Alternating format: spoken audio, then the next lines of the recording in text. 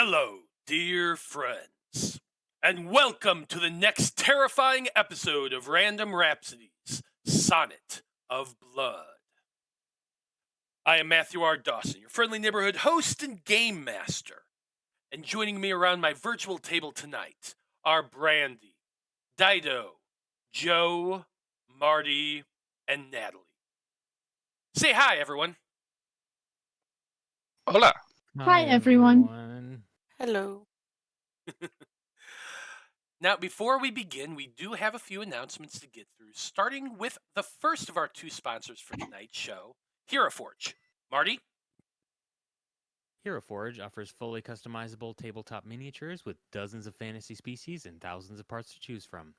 Their easy-to-use design tool lets you build your perfect miniature online using a fully 3D, in-depth character creator right in your web browser, which is where we built our tokens for this evening's game. You can build your own today at heroforge.com. Thank you, Marty. Just to let you know, you were kind of low there. Like, you were not peaking at all. Our second sponsor for tonight's show is XSplit. XSplit is a high-quality virtual webcam background remover that works with your already existing webcam. Using this program, you can protect your privacy while you work or play remotely by blurring the background, removing it entirely, or even putting your favorite picture as the background instead. You can download the app today at xsplit.com, and if you use the coupon code RANDOM with a capital R, you can get 10% off of your purchase. You can find our referral link in the show description. Last but not least, we've got this week we have our next campaign's first episode on Monday. The Aethertech Wars is our Pathfinder 2e campaign, starring a couple members from this cast, Brandie and Dyto as well. They're being joined by Briana McKnight from the Debauchery Circus campaign and John Poe from the Magi Knights campaign. So it's going to be a pretty fun time. You can see that this upcoming Monday, January 8th at 6 p.m. Central here on both YouTube and Twitch. And that, I believe, is all of our announcements. So join us as we return to Barovia and continue on with the Conclave expedition as they attempt to survive a Sonnet of Blood!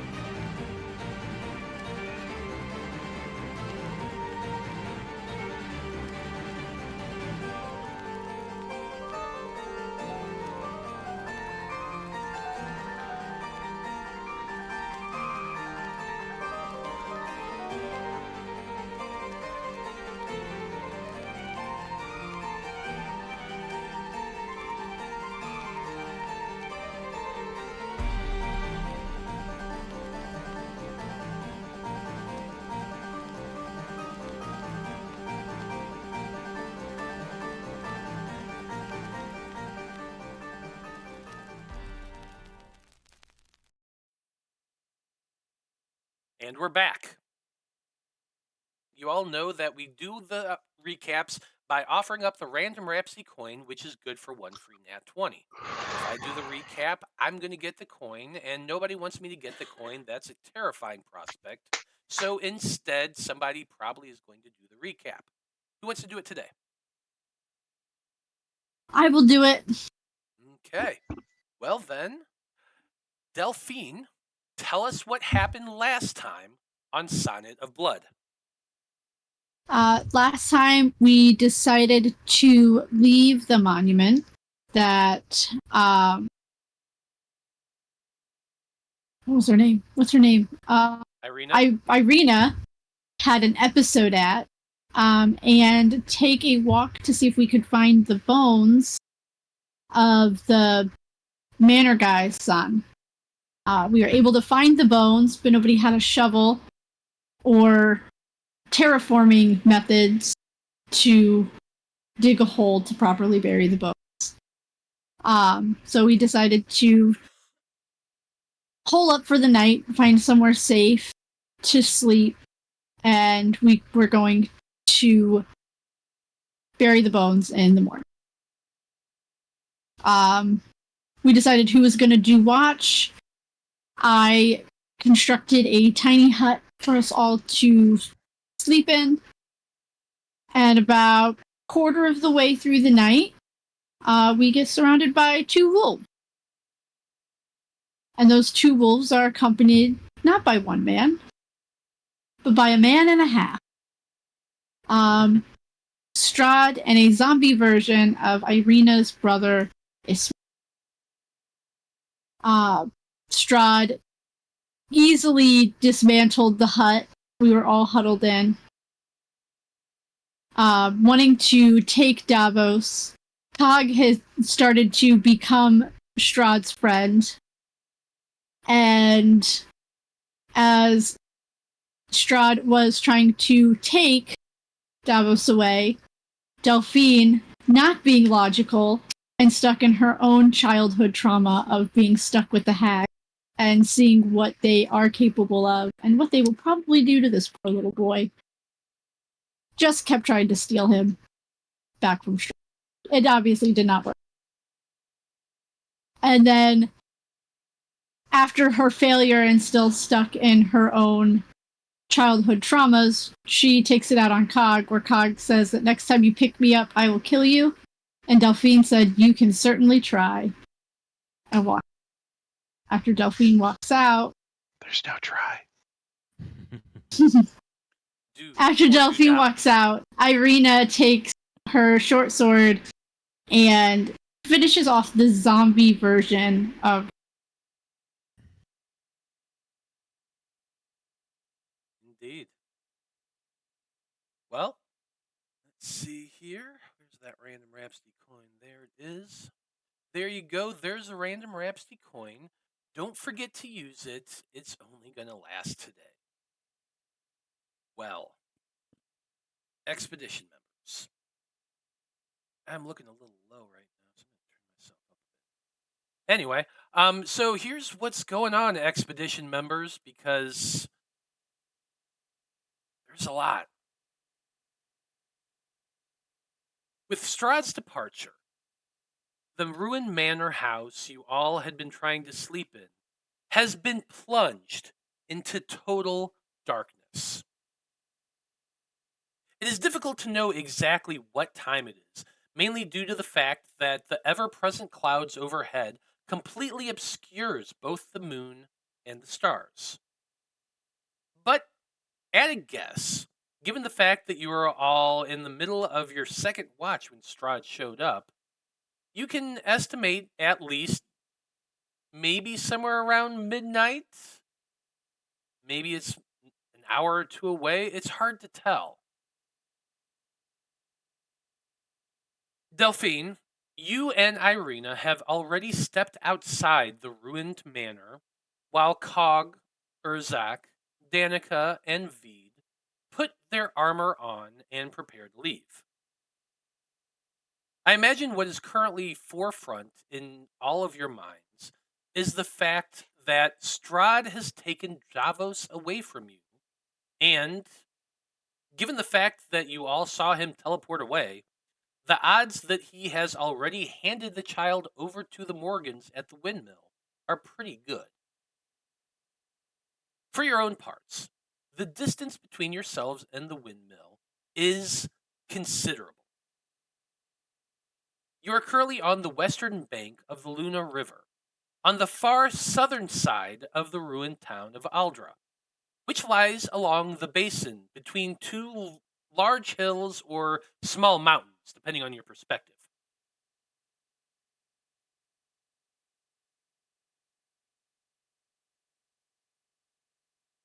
Delphine still does have the map given to you all by Ismark the Lesser.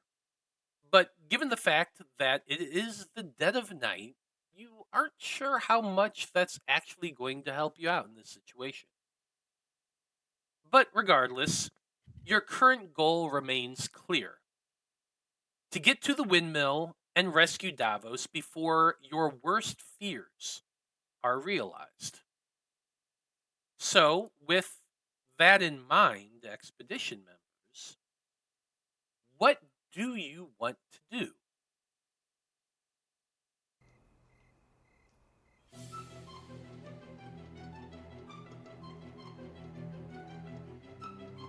Well, I guess if they stormed out, so then it's just Urzak, Vide, Danika, and Cog, then? Is the ghost still there, or did he disappear?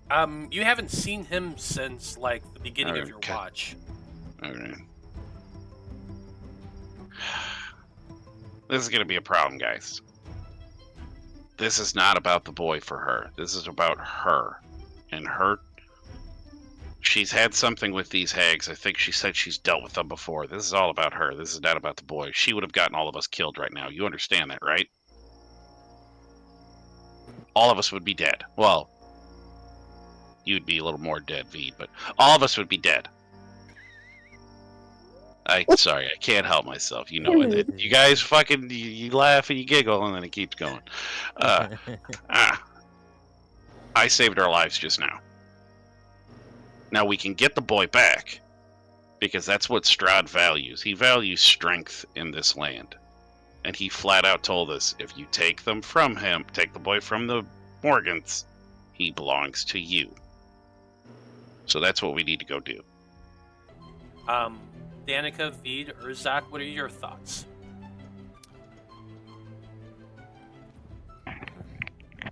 I Whatever it think- takes. we have to get him back. I know. Yeah, as I annoying know. as a kid is, we gotta get him. I know we all have our issues with that boy, but what they're gonna do to him is not. I just won't let it happen.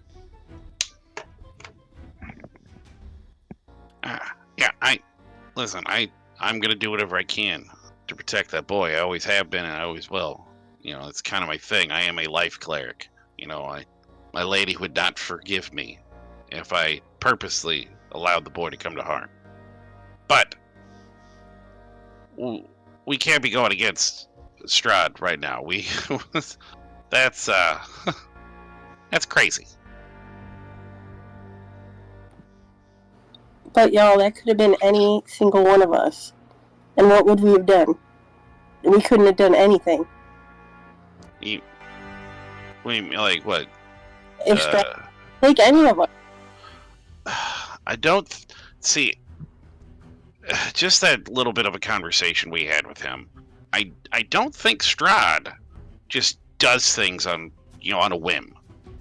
He, whatever his code may be, he does seem to have one, and he does seem to honor that code. So I don't think he's just gonna just take us unless we cross him, or the boy was, as despicable as this sounds, was sold by his parents to the Morgans. Well, So yeah, I don't think Strahd would just take us. Well, Seeing Strahd from the power level, if it had been any of us in Davos' shoes, what would we have done? What could we have done? The same thing we're doing now. You have to play within the system you're given. I mean, I lived through the breaking, the events before and after, and I can tell you, not everything is always what it seems, but you have to deal with what you're given. And what we've been given is, a chance. He didn't just outright say, don't go there, I'll kill you. He pretty much told us, if we want to get the boy back, he does not care what happens to the Morgans. They are just useful to him in the moment, but it seems like for him, he respects strength, so if we can take out that, that group, he's not going to punish us for that. We have to learn to work within his system. This is his world. He seems to control every aspect of life in Barovia. And we cannot be thinking about this in terms of Europa anymore, because we are not in Europa. I do agree. I think we should 100% go and find Delphine, and then be on our way to give the Morgans a friendly reminder we exist. I like that.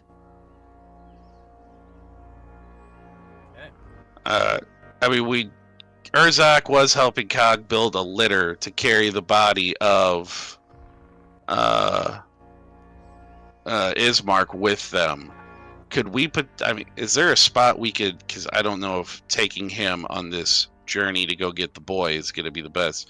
Is there somewhere inside the ruins of this place we could even just temporarily bury him? Because I still want to be able to get him. If we can't get him back home eventually to bury him next to his father, Cog is going to want to take him to the Abbey and at least bury him on consecrated ground in the light of the Father, which seems to be the people here followed Lathander, and that's going to be where he's wanting to go. So is there a place inside the ruined manor house that we could stash poor Ismark the Lesser? Let's just say that for continuity purposes, y'all have lit a torch and are currently using the lighted torch to put on your armor, since only some of you have dark vision. Go ahead and make a perception check. Oh shit! It's worthless, but oh shit, it's crit. Oh my I can see in the dark. God. Yay. Hey guys, I got dark vision. You have dark vision now. It's crazy. For like half a second, you got dark vision, and you notice that area that Urzak and Vide and Danika had dug out in those stairs leading down to the cellar. There is a gap in there that on the other side there it's kind of water filled and nasty, but it's also an enclosed space. Like, your only other real option would be like trying to shove the body up into the chimney, which I don't think you would do very well, but there's like no real area that you could just bury a body or stick it someplace safe other than those two locations. And then he would try and as respectfully wrap up, like, I guess maybe in his own cloak, or if they had something there, like a bedroll, and get Urzak to help him place the body. Yeah, it would have to be more Urzak putting the body in there than anybody. Oh yeah, that's what he's. Cog is gonna like pretend to help at least, you know. Yeah, he's just supervising. It's he's fine. only 39 pounds. I get it. He's small, but Yeah. and he'll be like kind of saying a little prayer to Yolanda the whole time. Just to at least say, if you can, please at least protect over the body until we can return.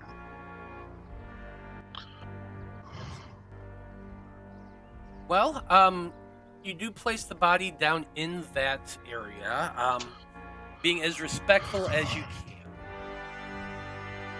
By the time you're all prepared and ready to get going, it's only been probably about maybe 15-20 minutes. Delphine, you notice that the rest of the team is starting to make their way out of the ruins. Irina, when she was with you out there, she said nothing, honestly. She just kind of leaned there against the wall and kind of did a little bit of tearing and trying to compose herself, that sort of thing. But other than that, she really didn't say a whole lot. But now that everyone has finally made their way out, she looks up at everyone and says, "Okay, what is the plan? How are we going to get to the windmill?"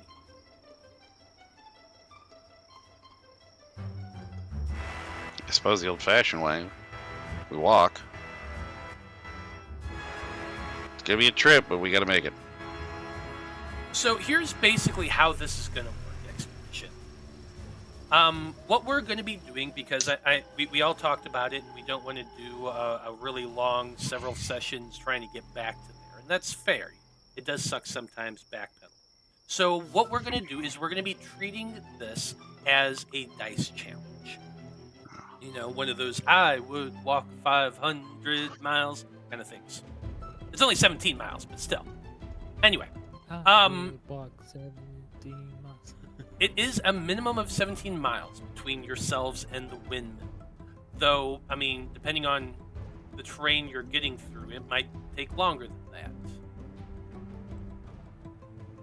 That means that if you're going at a fast pace, you could probably get there in only 4 hours.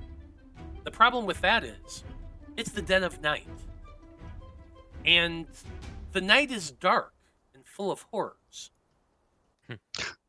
If you go at a regular pace, you could get there in just under 6 hours. It's a little longer travel, but it's also a little bit safer. This is, like I said... Urzak might have Lightbringer. Might have Lightbringer? He hasn't opened his thing from the blacksmith. What is that? Lightbringer? Game of Thrones? It goes with, My quote? The night is dark Yeah. and full of terrors, yes. Oh. But Now I nobody just had feel- sex with a shadow demon to, you know, all right, anyway. What? Anyway. Not that you know of. Urzak, you devil. You. Well, I mean, that is true, Urzak. You did you were given a package from the blacksmith right before going to warn your friends when the Jovians were approaching the Vistani camp. You had just kind of took it and put it in your backpack and never really thought about it after that. And like Yeah, Matt kind of got lost in the shuffle. Yeah, Matt kind of thought about actually clipping the video and sending it to you, just to be a punk, but I decided not to. But I should have. Anyway, if you want to open it now, you can. It's like I think as Urzak's kind of like going through and getting his armor on, kind of in a hurry, he goes through his things and stumbles across it and goes, "Oh yeah, forgot about this." And just kind of like in a moment of just like, I need to take my mind off things for just a quick second, opens it and sees what's inside. Well, what is inside of it is actually 2 bottles of reddish liquid. Entwined around the 2 of them is a thin braid of hair. It's kind of wound around the 2 of them. And it is a darker brown color hair, which does remind you, as you kind of touch it, of an individual, kind of muscular and burly, who could definitely pound a hammer on an anvil. All right. He kind of. But what those are 2 moderate healing potions. Okay. Oh.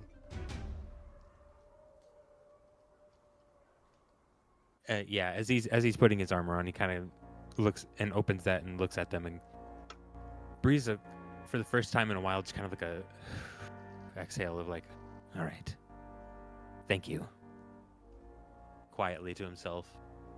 And yeah, I'm gonna add those to my inventory. Go for it.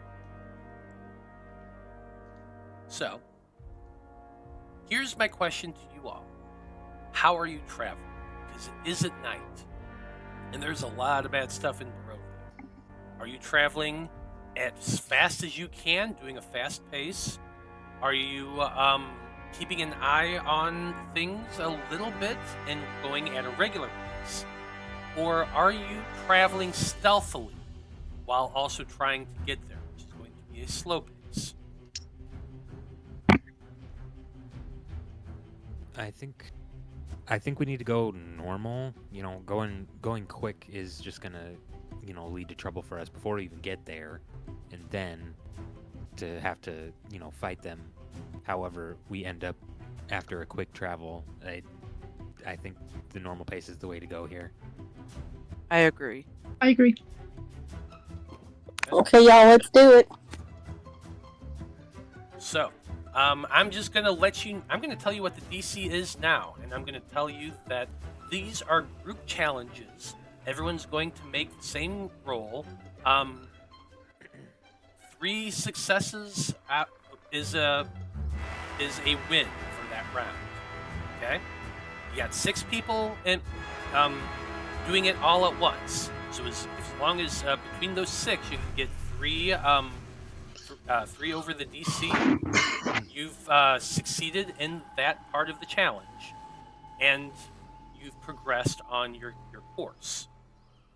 If you fail, that means you take damage and you lost some time because some hazard of Barovia pops up and gets you. A critical fail, which means that either everybody fails or only one person succeeds. It is considered an extreme failure. An extreme failure, you're going to take some damage, but you're also going to take a point of exhaustion.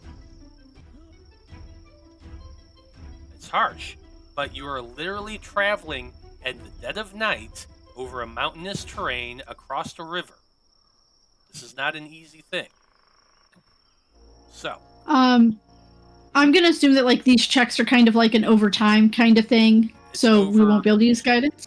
Yes, it is an over the time thing. Guidance is not going to be allowed. However, anything else you can do to help yourselves out, you can absolutely do. If there's a spell that works, like I don't know, enhance abilities or long strider or things of that nature. Any way you can tell me that you're helping in this situation can help you all out overall.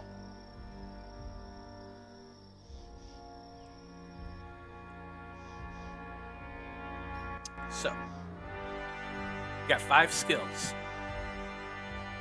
athletics, survival, perception, nature, and insight. Those are the 5.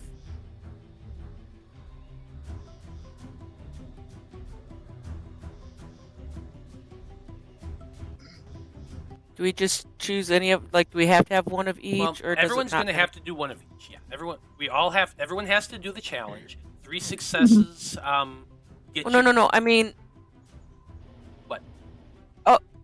oh, maybe I'm misunderstanding that because you're saying we get the athletics and all that. Yeah, there's so 5 different we're gonna skills. have to roll each of those. All 6 of you, the 5 of you plus Irina, are rolling each stat or each skill. Gotcha. Okay, gotcha. DC is 15 at a regular pace. Actually, you know what? I think I will allow guidance in this because you can be casting it as you're going. Like, say you come to a rocky cliff and you're casting it as you're climbing up the cliff. I think that's reasonable. So that means Good. that you all have to decide who's going to get the guidance because only 2 of you can cast the spell. I'm gonna be casting my guidance on Urzak because Urzak has disadvantage on all of these rolls. Oh my god, I forgot about that. I forgot about that. It's true. We've had a long rest since then, haven't we? No, we have No, not. we have We got That was a quarter of the way while. through one. It's just been a while ago that you got that, though. That's just what I was curious about. Yeah, Jeez. he hasn't slept through the night. Yeah, because we were in the process of getting a long rest. That is true. Okay, so what do I have to roll first? So, first thing we're going to be doing is our athletics check. Perfect, because I got a 0 in that. So do I. Well, like I said, 2 of you can be casting guidance. I don't think Irina has. 20. Good start. go. 2. Oh, 3. God damn it. Don't forget, I'm also going to remind you all, you do have the random Rhapsody coin. Some of you do have inspiration. Oh, I do have an inspiration. It's son of a whore.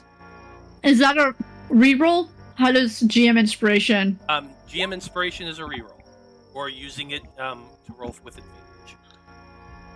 I think I'm gonna. Yeah, I No. don't want to do an You extreme get a fail the first D4, time. so you automatically pass on yours. Okay. Because you can only get a 1, the lowest at a 15 to Yeah. pass. So I guess it would, Irina. Yeah, let's go, Okay. Irina. That's not I used my Irina, inspiration. Use your inspiration. Oh, but that means we got three of us win or beat it, doesn't it? No, only 2 of us. Nope, The looks like DC was only 15. 2 of you did. Is Urzak, you have guidance. Yeah, Urzak has guidance. I mean, even if I So roll even- a 1, it's still a 15, which is a Still a pass. 15, Yeah. which is a success. So that is 3 successes. Yay! Okay. Because if Urzak had guidance and he rolled a 14, no matter what, he rolled a 15. And the DC for this is 15, so that's 3 successes. fans. Which I got a means 1. that you did pass the first challenge. Well done. The first one was the hardest because you're literally crossing a river full of bullywogs in the middle of the night. Like, that's not easy at all.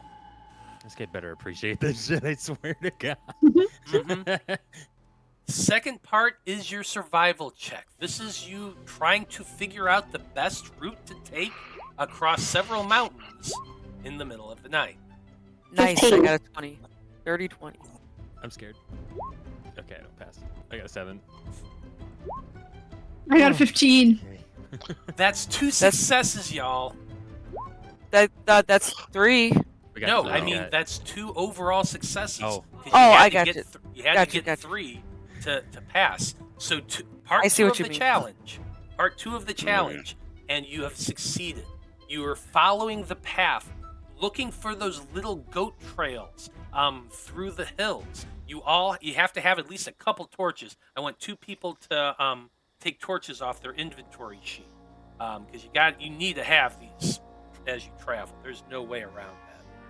I'll take one off mine. I'll take one off mine. Oh, okay. Part 3, the perception check.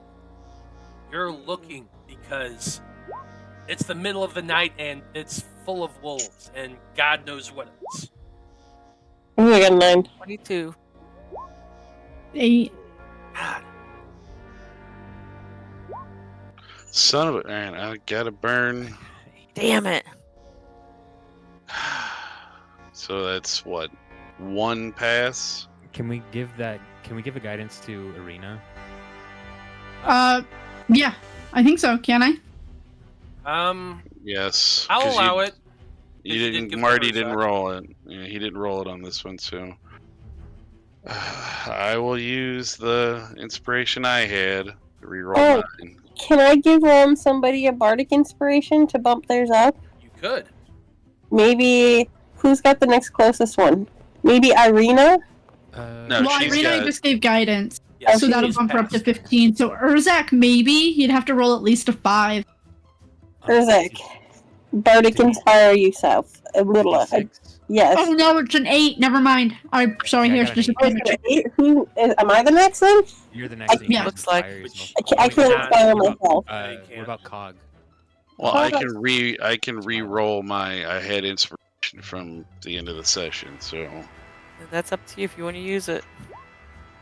I don't need it. So That's- keep it. There you go. Yeah, that's good. That's good. Luckily, Corwan, with that, using that inspiration, that's your 3rd success on this challenge. You're making your way up those hills. You're guiding yourselves around. You're keeping an eye out and making sure that anytime something is nearby, you hurry to some brush. You duck down under a little bit of a hill. And so far, you're keeping yourselves hidden. You got 2 more checks to do. Next one is the nature check.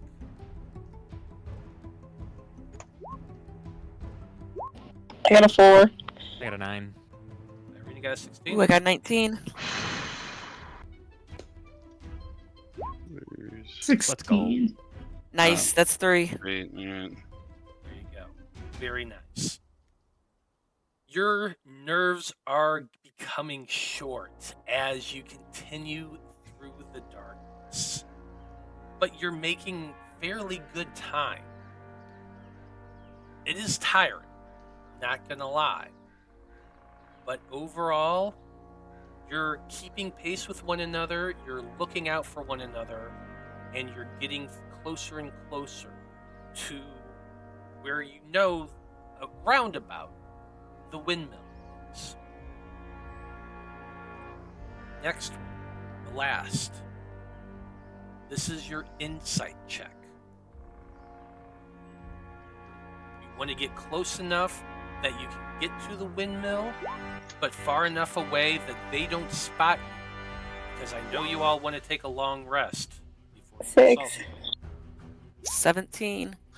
4. Nice. Can a crit count as 2? Well, she Two can use successes? her I could have used my guidance on myself, herself. That's fair. which would be a 15. I would have passed if I hadn't had disadvantage. I got another. Well, 1, 2, and 3. You made it through the challenge, y'all, without taking damage, avoiding any obstacles, and over a 17-mile hike, you managed to get there before the sun rises. It's hard to tell what time it is exactly, but as you're getting closer and closer, Irina points out, there, it's hard to make out, but I believe I see the Sauvage road down there at the bottom of this embankment. That will lead us to the windmill. If we're going to try to get some sleep and still be up early enough to do something about this, we need to do it now.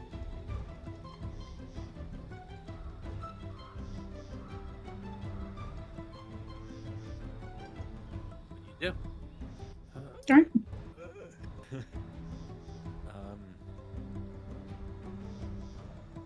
I think Urzak is just like truly so exhausted at this point and just kind of.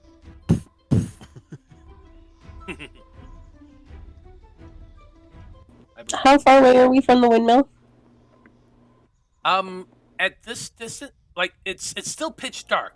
It's hard to tell what time it is, but as exhausted as you all are from this exercise and how long it's taken you to go, it's taken a little under 5 hours. You're guessing you're probably about maybe a mile and a half away from the Hags at Windmill, and you're hopeful that it's maybe around like probably around 3 o'clock in the morning, give or take. Are there any animals in the area? None. I see 2 cats. Yeah, I see 2 cats. There's none within torchlight, but again, you're out in the wilderness.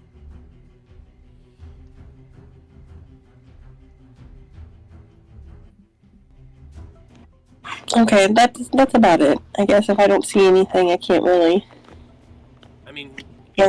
I don't see a point in having you roll a perception check for this because, I mean, while you do have dark vision, it's only 60 feet, and you're within your vision. There's nothing there, but you're on a hill in open ground. I mean, I can construct a tiny hut for us to hunker down in so Urzak can sleep, at least. Yeah, might as well. Hopefully we don't get another visit from Strahd.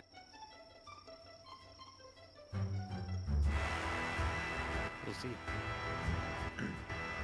And I'll take the 11 minutes to ritually cast tiny hut. Okay.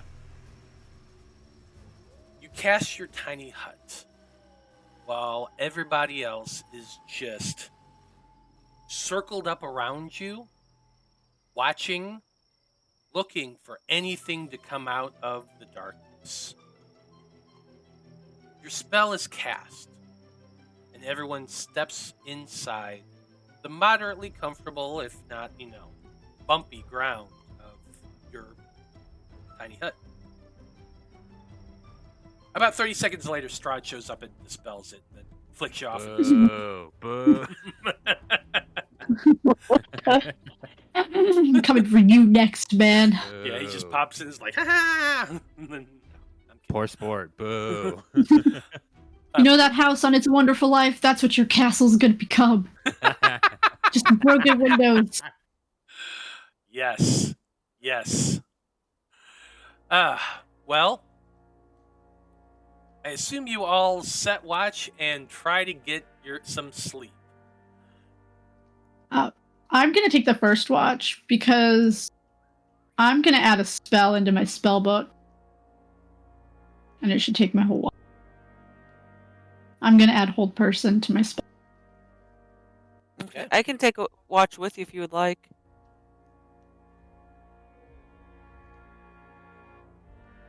Okay. I can take first and second. I am definitely not gonna say no. Well, let's see. Hold Person is a second level spell, so you got to put in 100 gold pieces into the Yep. bag, the component bag to get that. But 2 hours later of diligent work, you have copied Hold Person into your spell book. Vide, why don't you give me a perception check?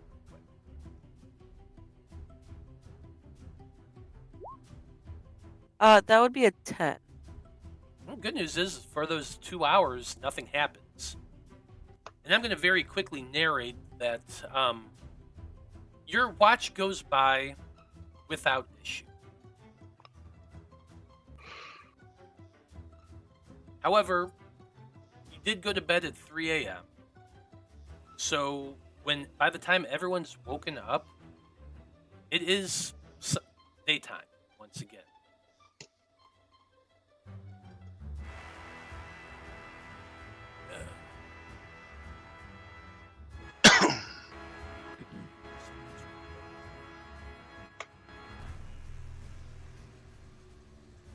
As you all wake up and begin getting yourselves ready, you can see that the sun is kind of peeking a little through the cloud, at least enough to see where it is in the sky. And you do realize that you have slept in at least a somewhat decent amount. You all have completed a long rest, so enjoy that.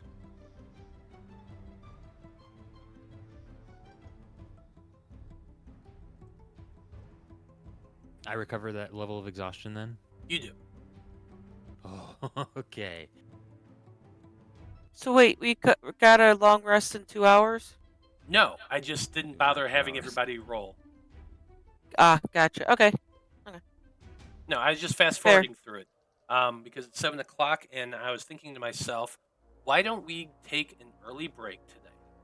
Because what's going to be happening next is probably going to be taking up the rest of the session, and I'd hate to stop halfway through. You know what I mean? Mm-hmm. Fair. So I'm gonna do my usual morning mage armor. Mm-hmm. So everyone wakes up. It is 11 o'clock in the morning. You are just under 2 miles away from the windmill, and you can't, as the dome dissipates, you can see in the distance the windmill. Trail of smoke coming up from the roof, whole shebang. So we're going to find out what the expedition decides to do, how they decide to assault the windmill when we come back from break.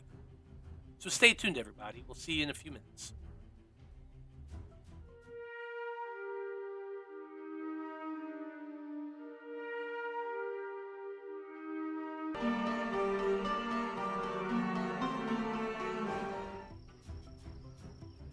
Howdy, everybody. We are back. Joe had to step off for a moment. Hopefully he'll be back. In the meantime, we're going to just keep going. when we last left off, the Conclave expedition had traveled through the night, cross-country, around Barovia, to get back to the windmill, where the hags are more than likely keeping Davos. It is now 11 o'clock in the morning. The sun is bright in the sky, and you can all see the windmill, no more than a couple miles away from where you all are now. You're on a hillside, so you can see it clearly in the distance, though it's still a small ways away. It's only going to take you like a good 30-40 minutes to get down there. It's not even that for only 2 miles, so it's not like it's far away, but you are still far enough away that you can decide how you want to approach them. So my question is, Expedition, how are we doing this? Are you just going to go walk up to the front door and knock? I would like to sneak up to the windmill. And is there windows in my windmill? Oh yeah, There are windows on the first 2 floors. I would like to try to sneak up and sneakily look through the window. Okay. So it sounds like we're first off going to need to get a little bit closer, but we're going to be needing to make a stealthy approach. Yeah, I think stealthy is possible anyway. Yeah. Urzak. Well, Like, I just got rid of disadvantage. Yeah. I mean, good news is that Danika, you have boots of elven kind, which means your stealth check is going to be an advantage. Yes. Yes, it is. I'm so excited. And I got a nat 20 for 23 on my stealth. Nice. Oh, yeah. I got a dirty 20. Hey, that's good too. Oh, shit! Oh. Natalie! Nat 20. Didn't even need advantage. Yeah, I didn't even. I think that's a crit. I got a crit. Wow. I, even with disadvantage, got a 14. That's not terrible. We're going to see what Cog's got here. I'm going to roll. Cog for also him has as soon as he disadvantage.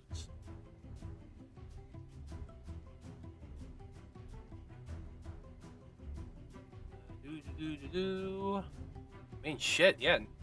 Danika didn't even need the boots of elven kind. She just stealthed on her own. Let's see how well Cog does. I'll let him bless himself, I guess.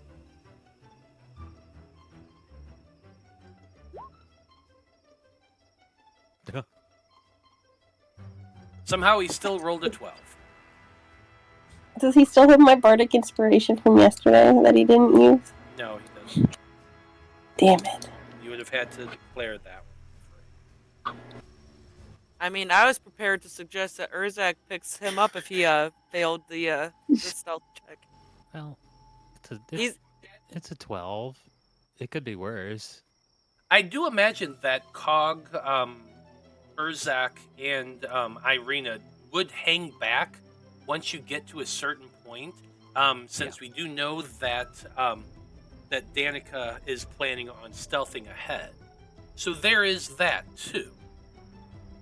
This is very reminiscent of last time we were here. Mm-hmm. It is when Danika, Delphine, and Vide went up ahead. But I'm gonna say this: as you're getting closer, you learned your lesson, and you're not going to be stopping a quarter of a mile away. Instead, I'm gonna say that you all are approaching from the tree line, here to the west, and you're kind of coming around so that you can at least stay towards the trees. Once you get to about maybe a couple hundred feet away, that's when Urzak and Cog would kind of blend back into the trees along with Irina, and the three of you duck down, while the other three start a more careful approach. I'm going to allow you to get to about 60 feet away. Actually, I'm going to say 100 feet away from the windmill. with those nat 20s and dirty 20s that you roll. So you're going to be able to see something. And what you see as you're approaching, you see, well, actually, let's find out what you see. I want perception checks from all three of you.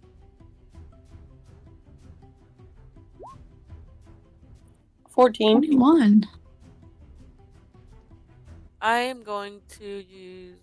I think I can use this for it, right? Yeah, I'll allow it. That is a D.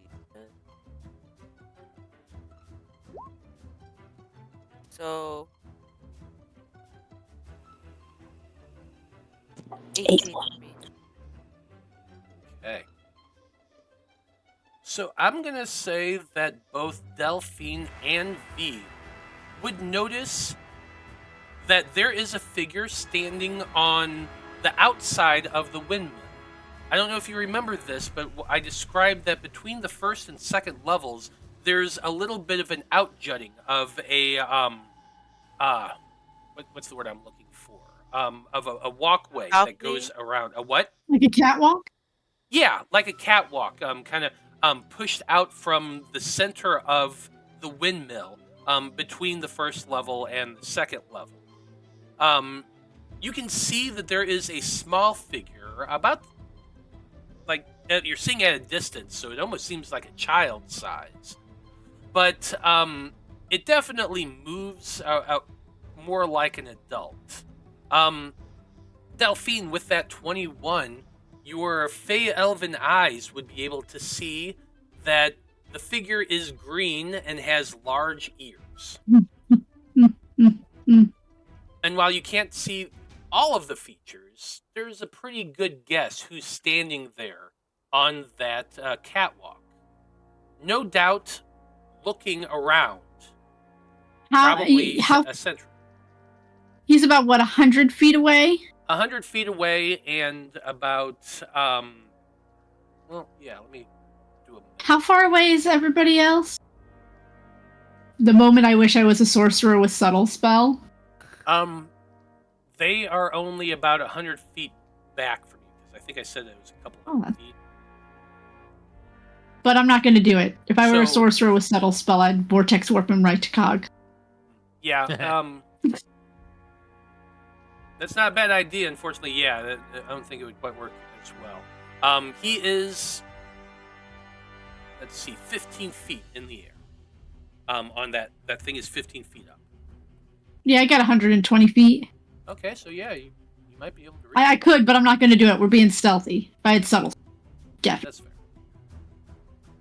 Okay, but you can see the goblin. He's kind of doing that circuit around the windmill. He's obviously acting as a sentry.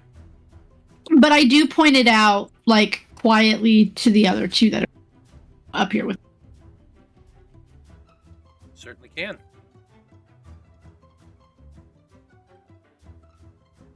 So what's the plan?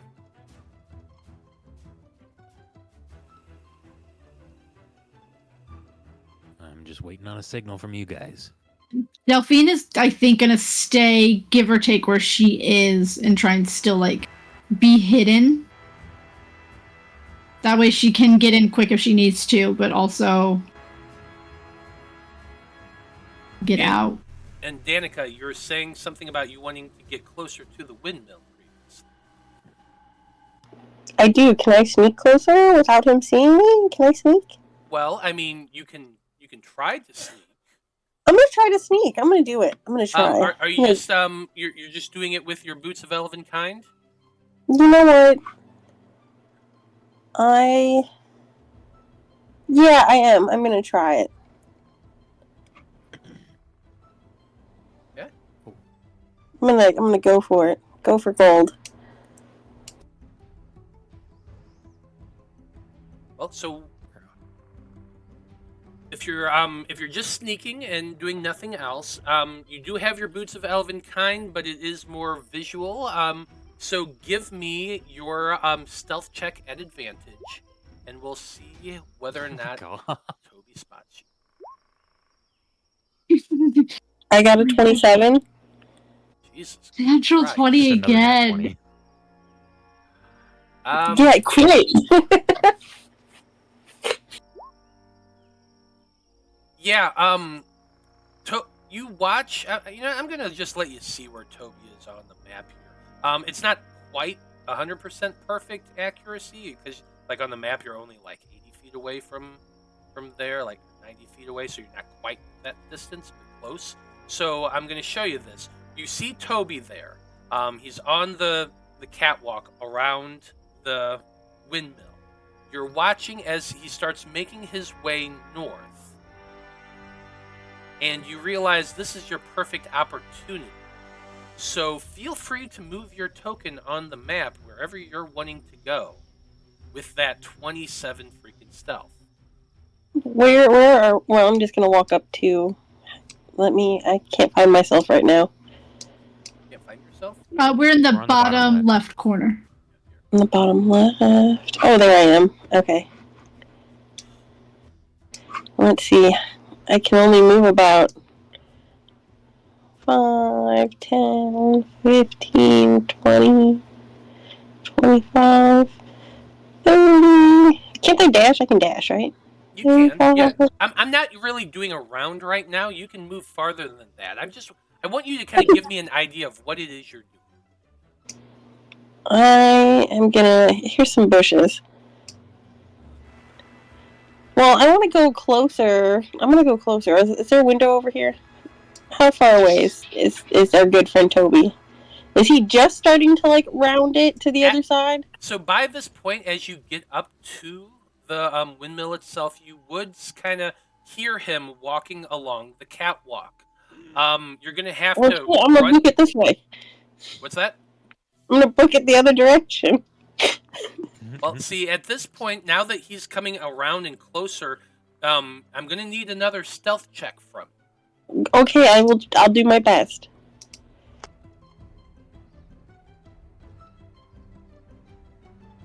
Just get another nat 20. What's the? Oh. Or a dirty 20, that works. I got a dirty 20. Okay. Toby continues moving around. He's kind of humming to himself. You can kind of sort of hear him. But you are making your way around and are managing to keep quiet. Isn't he on like a second level though? Can't I like get up against the wall so he can hardly see me? Yeah, and that's why he's not seeing you. Okay. That's exactly what you do. You kind of lean up against the wall, wait a minute, you're quiet. He continues on his little circuit around and doesn't seem to notice you. So while you, Natalie, can see Toby on the map, you, Danika, pressed up against it, you would just hear his footsteps above you, kind of humming to himself as he walks along. There are 4 windows in total around this windmill. But actually, if I'm remembering, I need to double check something.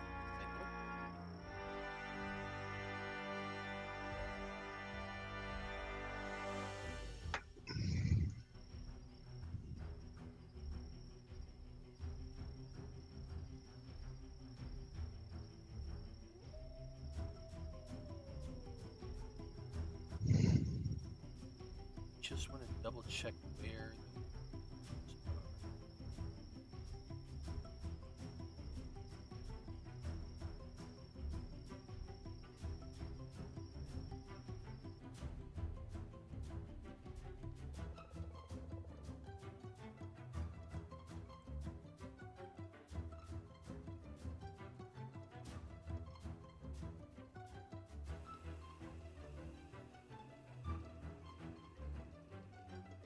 Okay, so the windows aren't at eye level. They're kind of up. They're right at the 6-foot height. So you kind of have to get on your tiptoes if you wanted to look through them. And they're kind of narrow. You could theoretically slip through if one was open. Like barely, you would have to kind of wiggle to get in there, but you could do it. However, as you do a circuit around the windmill, you do notice that they are all closed. Well, that's unfortunate. Can I just peek in first? Can I do a little hop kinda and peek? You can. Give me a perception check.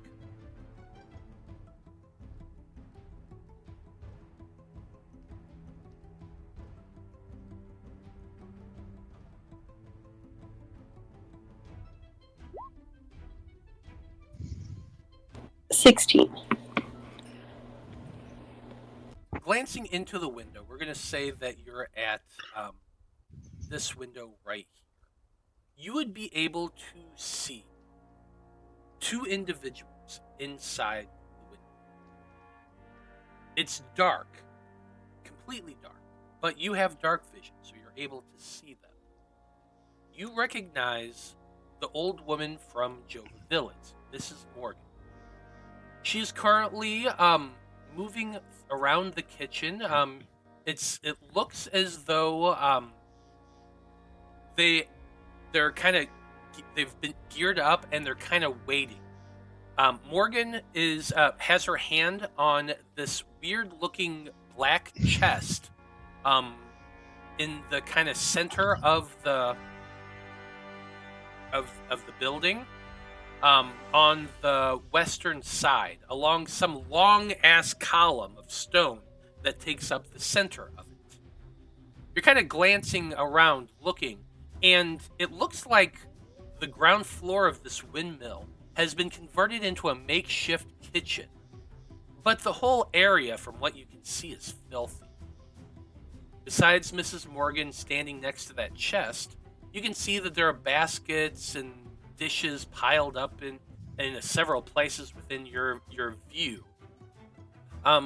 Towards the far back, it looks like there's a staircase on the northeastern side of the building, and butted up against it, you can see a chicken coop of all things.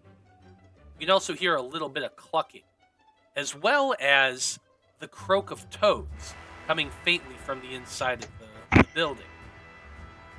You can also see a figure of a shadow kind of moving along the back wall as though somebody is moving out of your field of vision.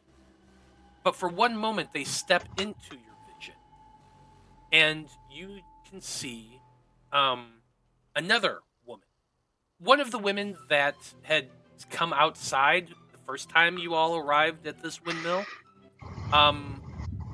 You can't remember, I'm not sure if you can remember her name or not. I did say it at one point, but she's kind of short and plump with graying hair, all done up in a big bun, and she's wearing a leather apron over her clothes that's kind of stained dark. But then they move again out of your vision. It looked like they were moving towards the southeastern side of the building. That's what you can see. Okay, can I can I still kind of see where everybody's kind of hiding behind me? Like, can I see the individuals?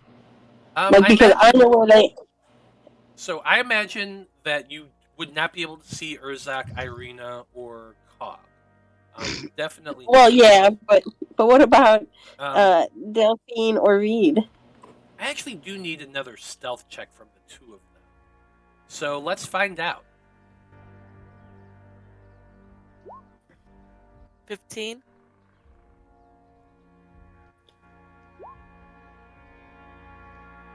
$19.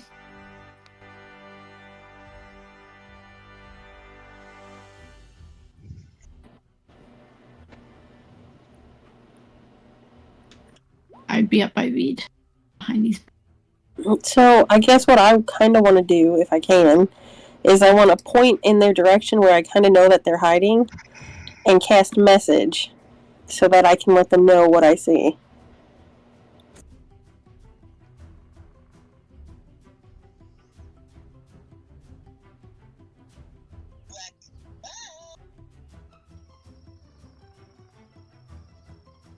Matt, if you're talking, I think you're muted. Sorry. I said, I need a perception check from you, Danika, because Delphine and Vide have moved since you started making your way up there and got into a different position.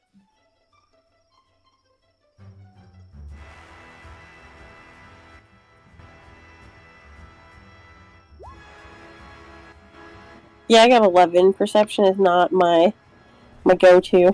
You cannot see them at all. Well, I guess they don't know what's going on inside. Unless you But can tell them. I can stealthily try to go back so I can tell them. Well, let's go ahead and try that then. Give me a stealth check.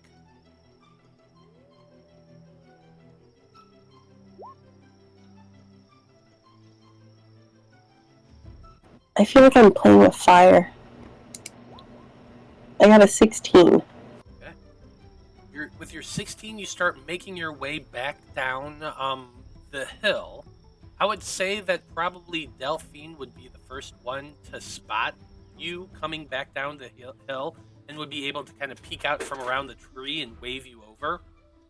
Just as Toby begins making their circuit around one more time. But he still doesn't seem to have noticed you all. Toby's best lookout. Yeah, he really is. He rolled a 13. Bam. So I pass it along to them and ask them how do y'all want to proceed? And we're doing like secret talking. I mean, or we could just use message, whatever.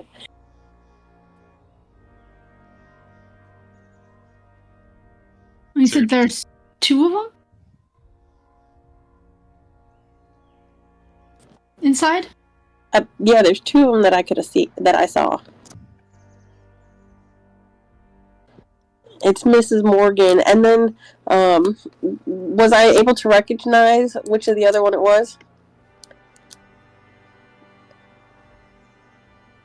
Isn't it talking? Do you remember their names? I remember Ophelia. You remember which one was Ophelia?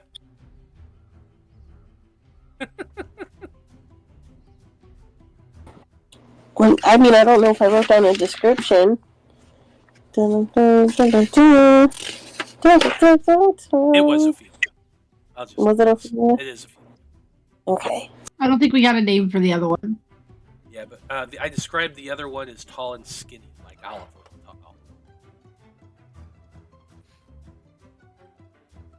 I mean, if there's a chance to here. Can't hear you, Brandie. Can you hear me? Yeah. Yeah. Okay. Well, if there's a chance that it's only 2 here, I feel like we should, strike before the other one gets back. Yeah, but they're stronger together, so with them being 2 of them, if we could lure them out one at a time, I don't think that that's an option either. But if there are 2 of them, I could try doing a hold person to both of them through the window, while the rest of you, or like Cog and Urzak, go through the front door. I mean, if you think that'll work. And try and do like a surprise attack. Dude. I don't know if we'll be able to all be stealthy though. Yeah, that's the thing. We need to get them close enough. And Urzak's gonna be the problem. Something else I could do is to delay them and keep them apart. I can just try and keep teleporting one away from the other. Because if there's just 2 and we concentrate on one,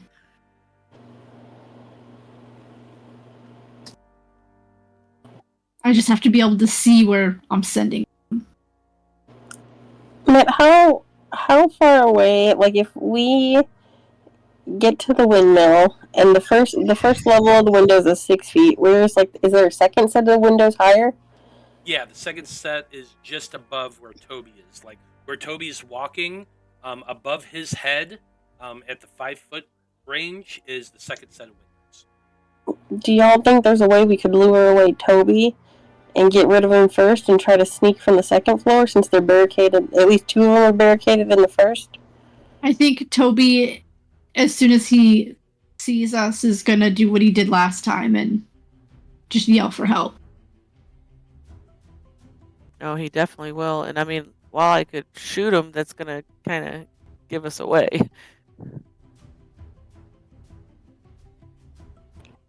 That is true.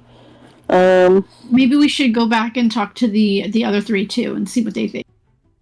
Okay, let's do that and then reconvene. Then we can regroup and Make our either our full frontal or whatever we're gonna do. Let's go. Okay. Stealth checks to get back, please. Of course, there's another stealth check. Ooh, nat 20 for 23. 15. 24 and 21. Not bad. It doesn't matter. Toby rolled a 6. Poor Toby. Eat shit, Toby. Eat shit, Toby. No, fuck you, Toby. Well, anyway, the 3 of you stealth your way back to the tree line. Urzak and Cog would be able to see them returning, and I imagine Irina would kind of wave a little bit to get them to come and join. So, you all talk about it.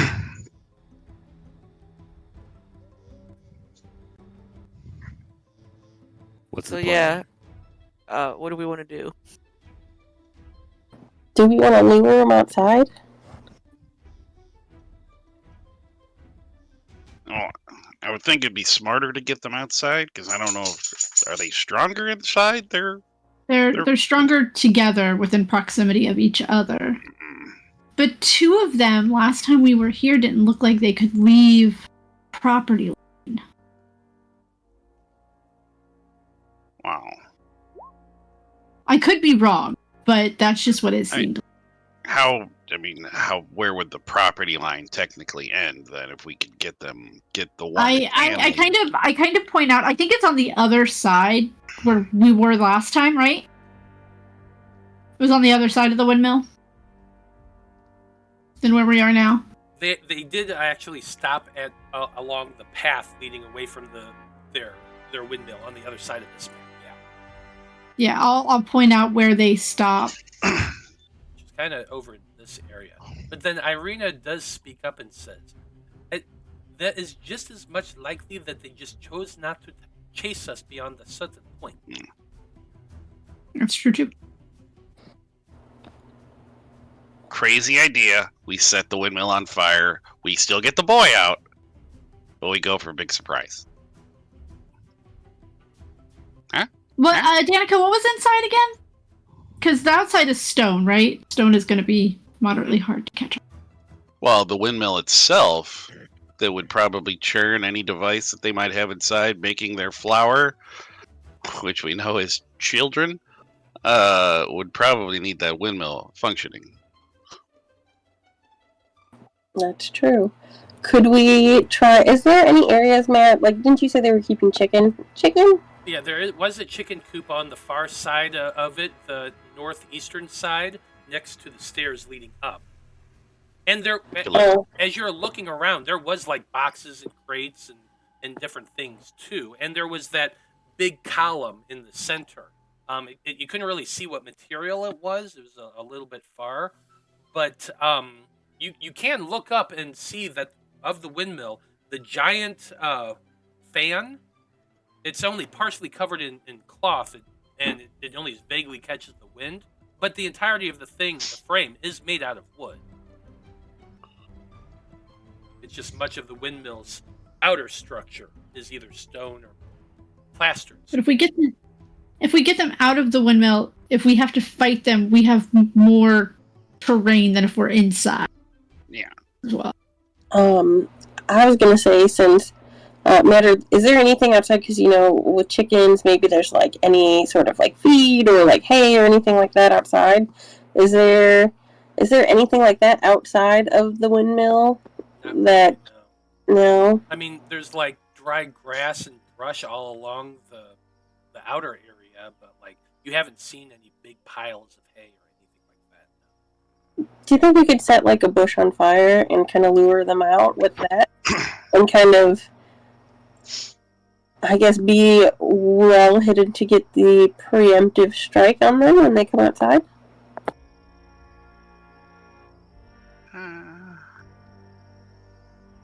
I mean, setting a bush on fire shouldn't be too hard.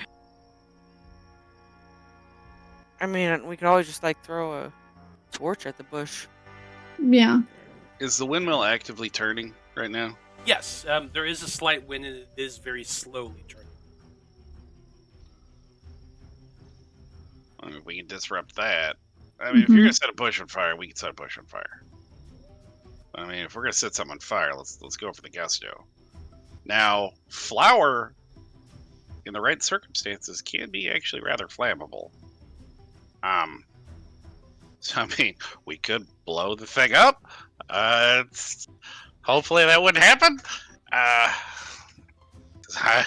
God forbid we kill poor Davos.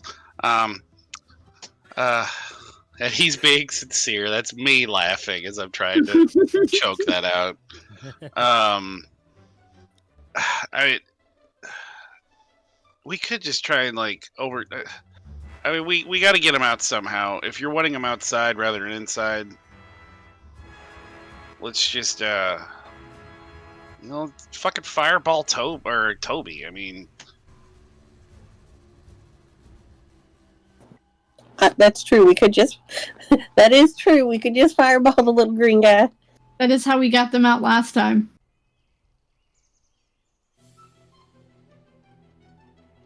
It's an option. I mean, I could always shoot him with my gun too. Well, I mean, we're gonna kill him regardless. I mean, that's not the method of killing is immaterial at this point. But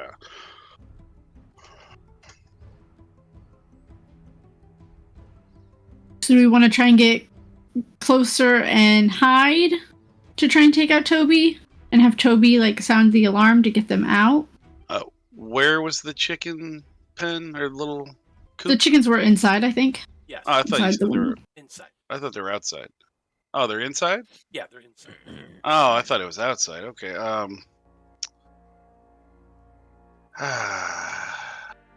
Yeah, alright, I guess wait till he starts moving around the other side. I guess we could see him in his path, right?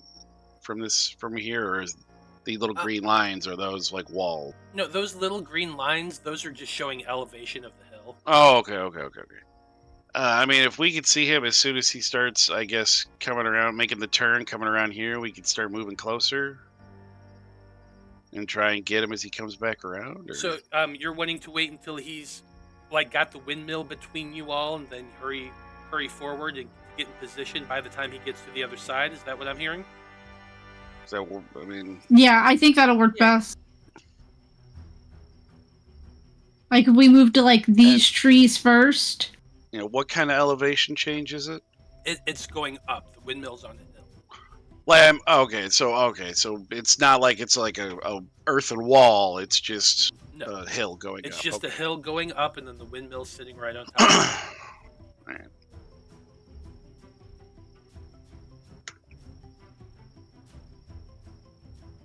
Yeah, I mean, we can do that. Yeah, do that, and then just get closer and closer and closer. Well, obviously, as we can. I mean, there's a lot of shit that's not going to be. We're going to be in the open at one point, so. Right.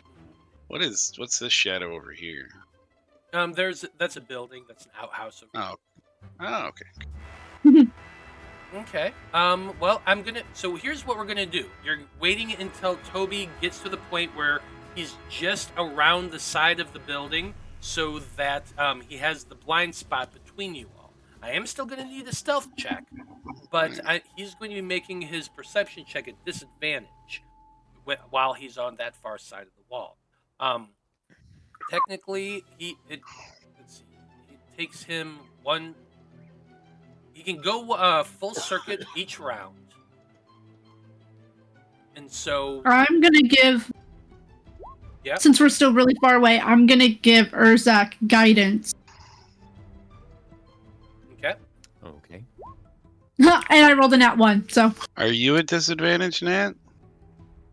No, she's at advantage. I'm at Oh, Ed. okay. Boots of Oh, that's Elven right. You got Boots of Elven, yeah. I will point out, Delphine, that you do still have your coin. I know. 10. Ooh. Yeah, it's an 8. Roll your guidance.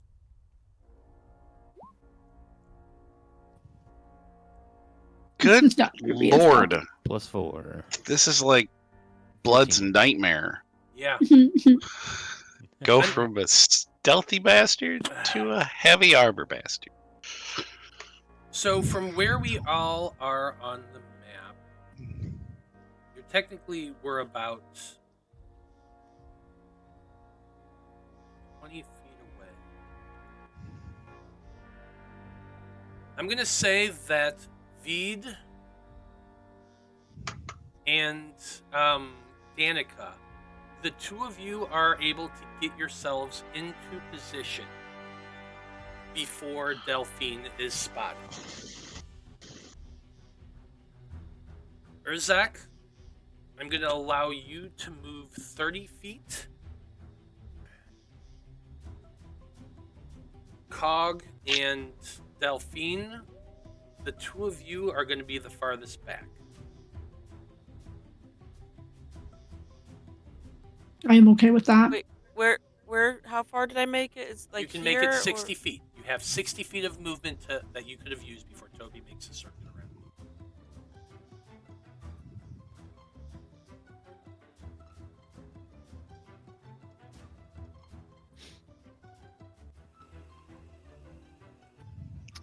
All right, I have moved where I want to be.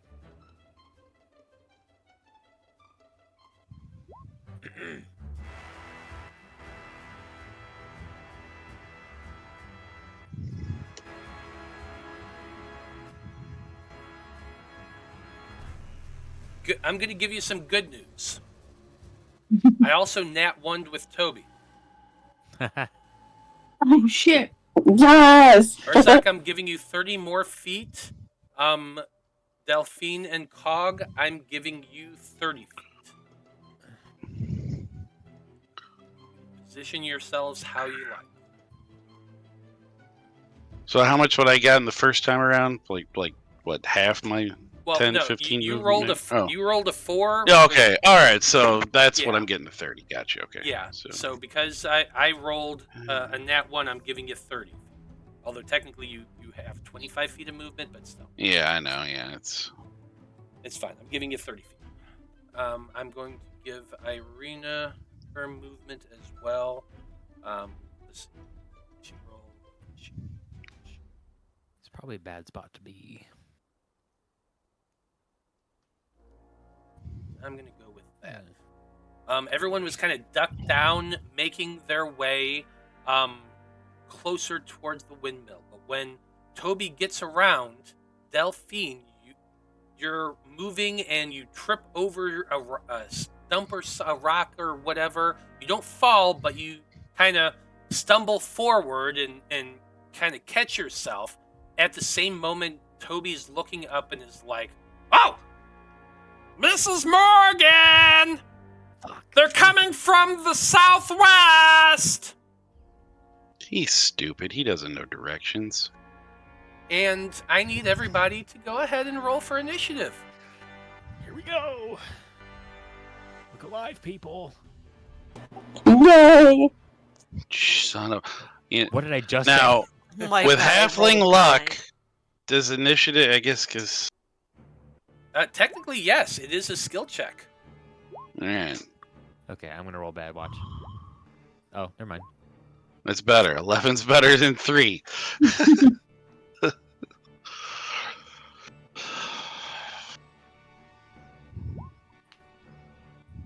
Speaking of.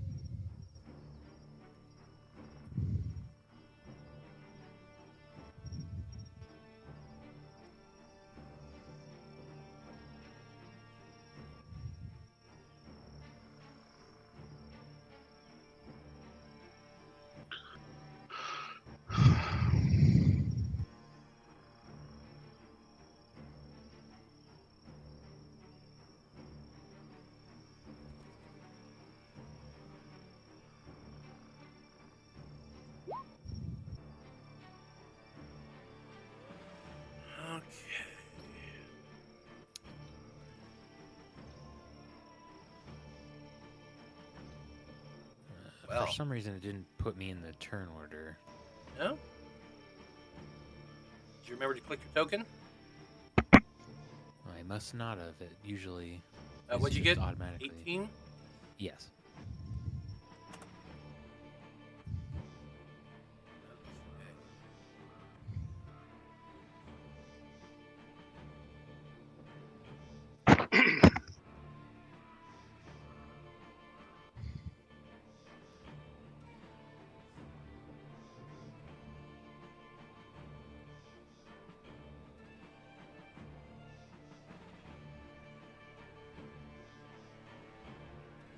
Okay, here we go.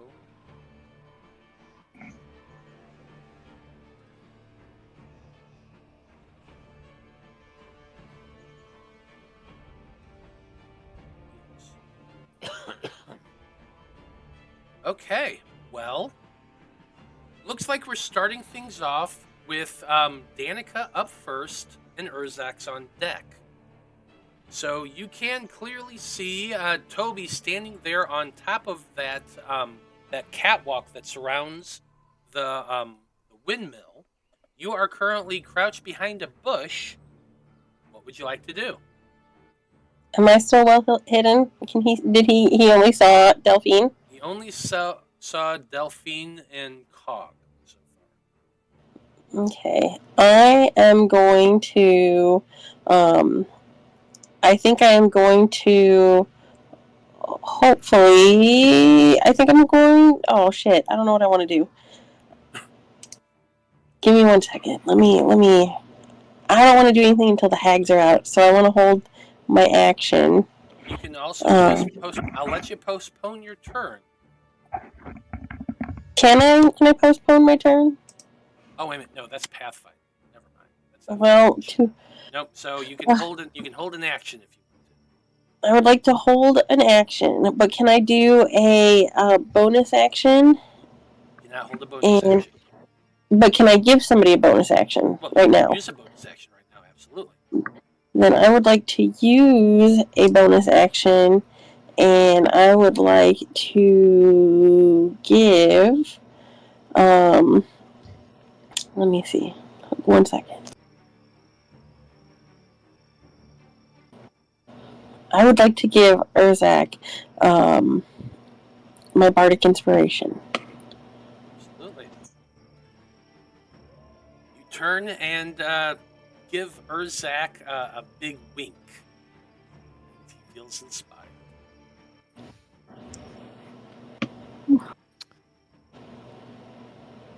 What action are you holding? I think I'm going to hold. I think I'm going to cast something on myself, and I think I'm going to cast Mirror Image. But I'm going to hold that until there's more people out and I'm seen. I mean, you could cast it now, and if you're not seen, you're just not seen. You have the spell. Like casting the spell isn't going to make you seen. Okay, then I guess I will cast my spell. Okay.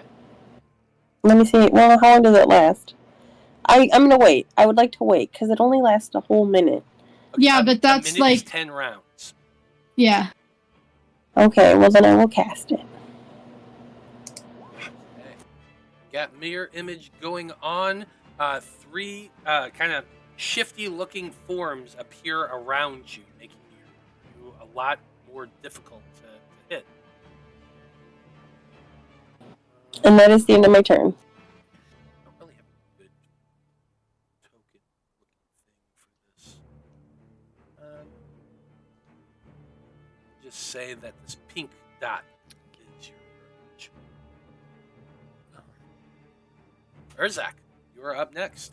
You feel inspired. Okay. Toby hasn't seen me yet. Hasn't reacted to your presence, at least.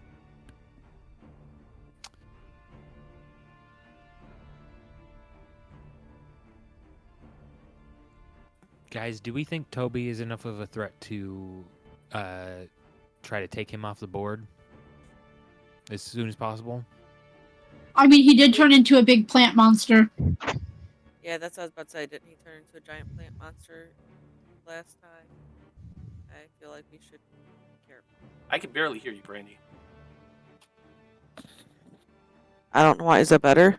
Yes, that's better. Okay. Okay. But I think getting closer to the door, because that might be where the hags come out. They would probably be a big. Right. I'm just thinking if I want to, try to draw some aggro off of the rest of us, and you guys can maybe deal with the hags without also having to worry about Toby. I can do what I can on that front.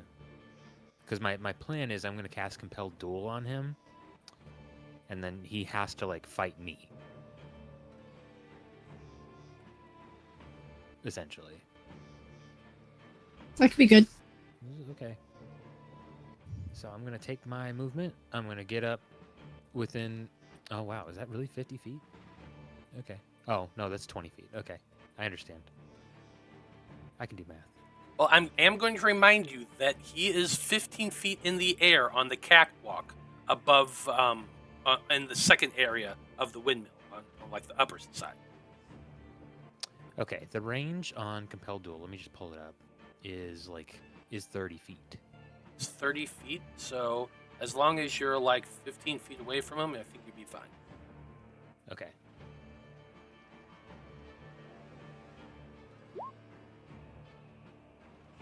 Yeah, I think I'm going to do it. I'm going to cast, as a bonus action, Compelled Duel on Toby. Okay. He has to make a Wisdom saving throw. My spell save DC is 13. Okay, let's see what he's got. All right. Well, unfortunately, he rolled an 18, so sorry. That is okay. Good try, though. Yeah, great try. Good thought. Yeah, it was a really good idea. Toby looks down at you now that you've cast that spell, and he's kind of just looking directly at you. Bite me. Did you say bite me or fight me? Why not both? Thank you. Don't cheat on V. Oh, you You hear still that? have Just- action. Ooh, I do have an action. I'll throw a javelin at him. Why not? Just for fun. Yeah, just for funsies. Just. Isn't this fun, Toby? We're having so much fun together. First attack is a 16. 16 does hit. Okay. I do have 4 javelins in my inventory. So the first one will be 10 damage. You throw your first javelin, it goes flying through the air, piercing his side, but you do also notice that your just regular javelin, it goes in, but not nearly as deeply as you hoped it would. I figured. Just the tip. Just for a second. Well, I can't get up there, so I'm contingent on him getting pissed off and coming to attack me. I'm just going to take another javelin attack. Javelin. That is an 11. An 11 is going to miss. So while he's pulling the tip out, you launch that second javelin, and Toby looks up. Would the bardic inspiration help at all? Oh, that's right. You do have that. Okay. That's a 6. So that makes it 17. 17 does hit.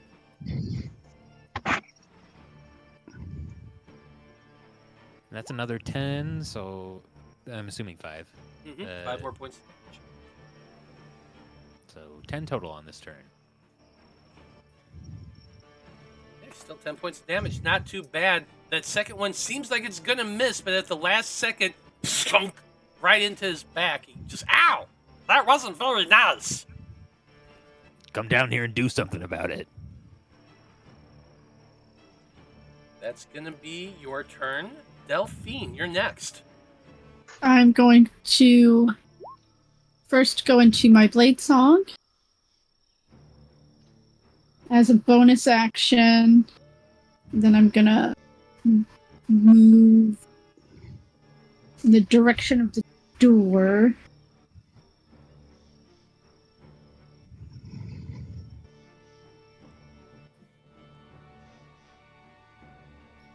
And then I'm gonna shoot a firebolt at Toby.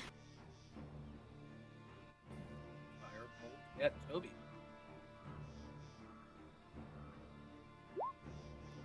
Or 22 to hit. That hits. Or 12 fire. Of fire damage. Ow!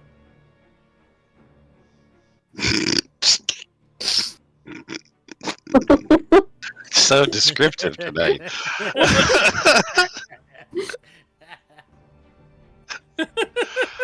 Oh my god, I love it. That got me. That was your action. Do you have anything else you want to do? I used my bonus action and my movement, so There you go. that's all of me. Perfect. Well, all of you. Let's see. Yeah, I think what Toby's going to be doing, well, technically he has a climb speed, but we're gonna flavor this as you watch as Toby begin to elongate, stretching tall and thin as the goblin form seems to meld away, and it's replaced by a medium-sized humanoid-looking figure made of vines and thorns and twigs and things like that. It's a very odd-looking creature that's actually standing there, and those arms elongate even farther, turning into these thorn-like whips on the sides of his arms. Now, he just kind of drapes that vine whip down, which wraps around the edge of the catwalk that he's standing on, and you just watch him kind of drop himself down, using it like a whip, almost like just a swing down off the catwalk, landing about right here. All right, not bad. Yeah, you are. He says, "Well, thanks a whole lot. I really appreciate that." As he flings that whip towards you with a snap. That's going to be a 21 to hit. That does hit. That does hit. I need you to make a strength saving throw, please, as you take 12 points of piercing damage. 12. Okay. 15. 15 is enough to save, though that thorn whip hits you and begins wrapping around. You shove your shield in between you and it, knocking it away. Just in time as the second of his whips come at you. But that's only a 13, so since your shield is up already, it just cracks against the edge of it, and you're able to withstand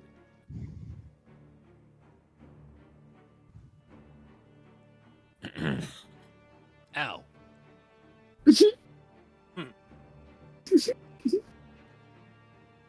That is... Are you mocking me? It's gonna be the theme tonight, isn't it?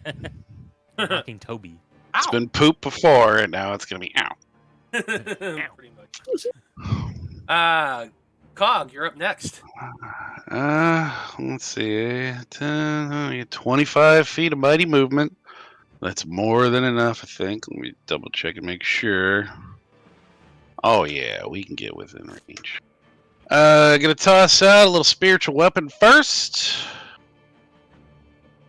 I don't know. What I had a time, or was it a crow? I can't remember. I think it was a crow. I feel Last like time it was the crow.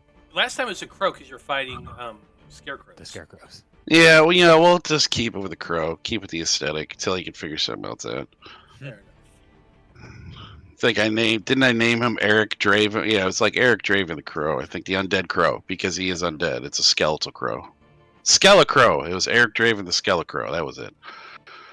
And we'll just go ahead and have, we'll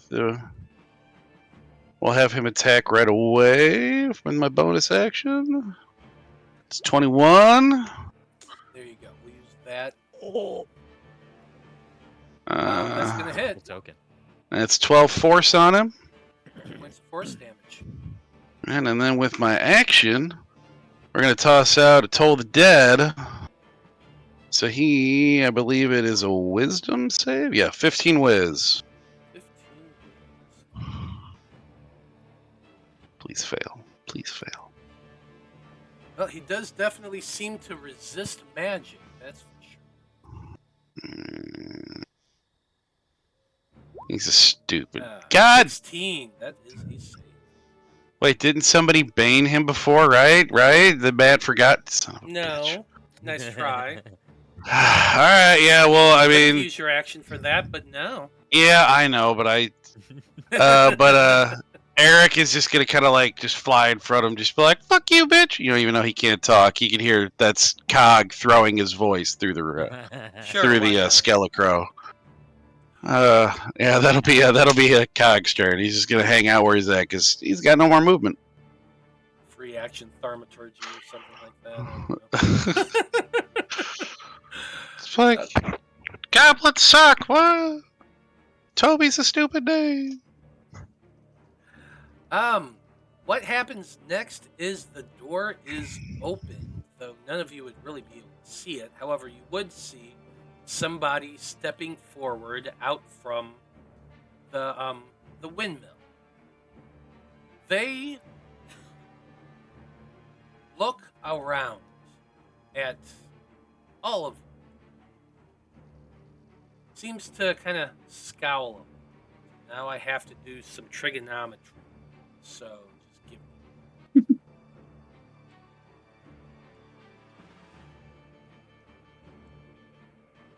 And people said that would never come in handy.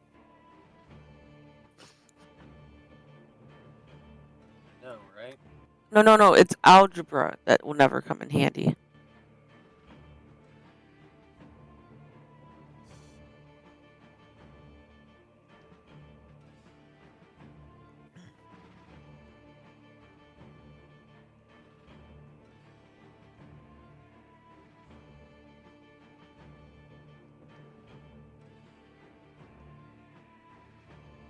You watch as it turns invisible. As it's stepping out from there. It pauses for a moment, looks about, and you see this kind of short, plump woman with the big gray bun narrow her eyes. You see her casting a spell, and she disappears.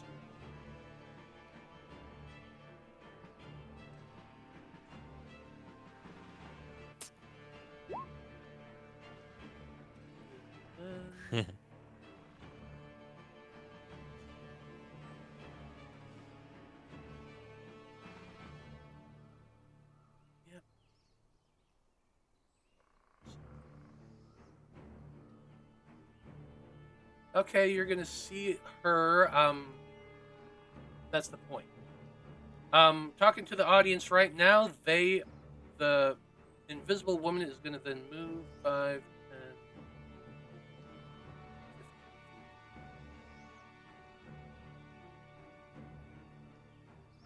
10. Okay.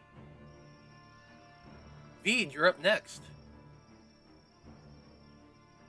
Okay, well, since I saw that one appear and then disappear, I have no idea where she is. Guess I'm gonna just take a shot at what's his face over there. Toby. Yeah, that guy. Does a 13 hit? 13 does not hit. Okay. Oh, you know what I have though? What do you have? I have extra attack. You do. So does a nat 20 hit? I suppose so. My God. Jesus. That'll be 7 damages. You aim, fire, boom. You see Toby take the hit, but you also notice that it didn't take off nearly as much as you were hoping it would. That non-magical piercing damage doesn't work too well.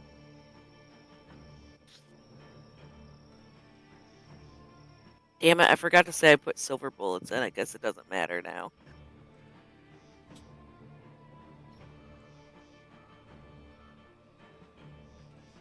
Okay. That it for your turn? Yeah, I think so. At the end of your turn, that loud explosion is definitely echoed around the area. You hear a crash coming from somewhere to the north of the windmill. You then look up, and as you're doing, you see someone fly out on a broom from the second floor window. They circle 5,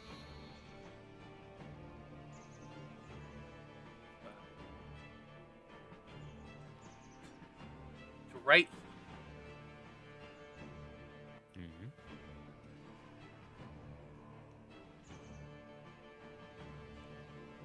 They are also about 15 feet in the air.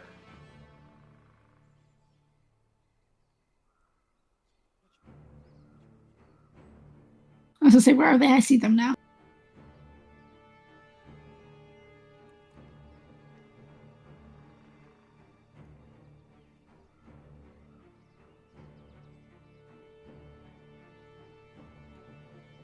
Actually, that they have more movement than I thought.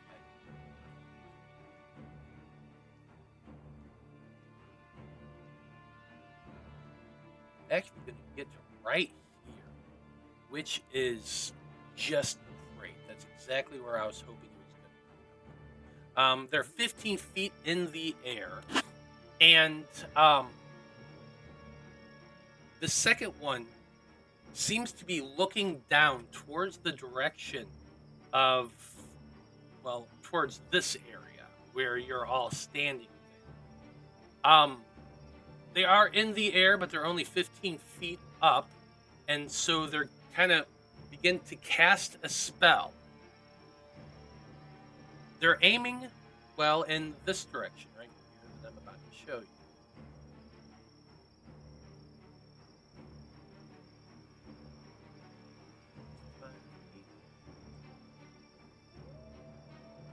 Ooh.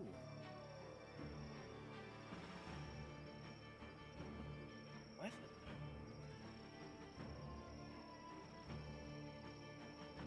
There. That's the direction.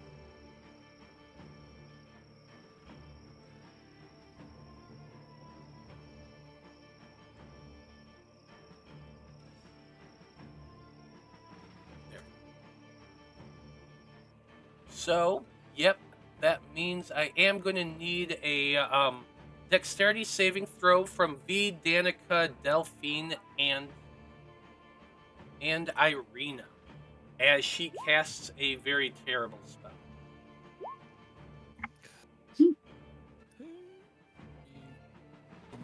I got a 17.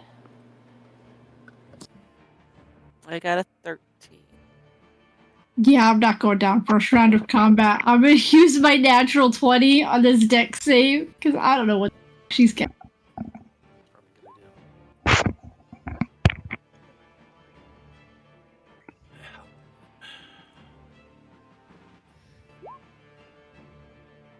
Oh, Well, you shit. got lucky. Yeah. I wanted to see it. I wanted everybody to see it, and it actually ended up being a little lower, so that's okay.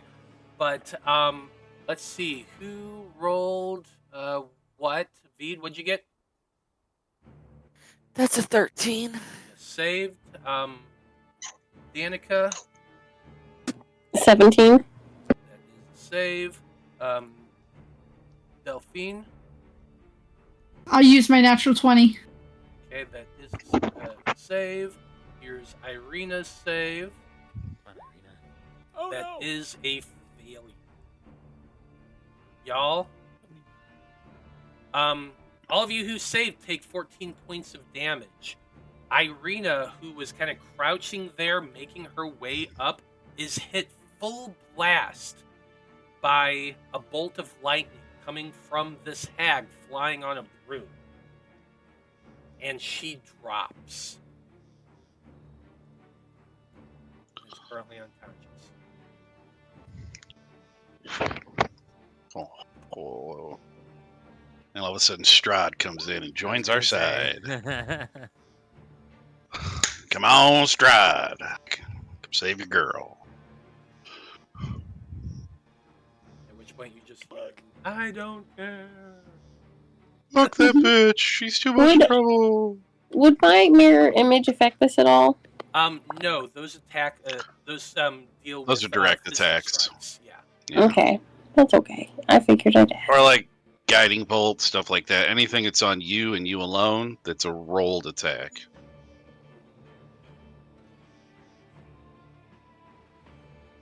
Okay. That is it for her turn. It is Irina's turn. Death save. Okay. 11's a success.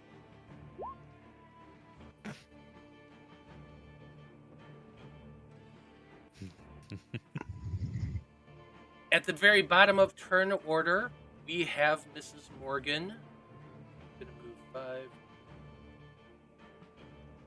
15, 20, 25. You see her there, and the old woman looks to you all as she says, well, well, well.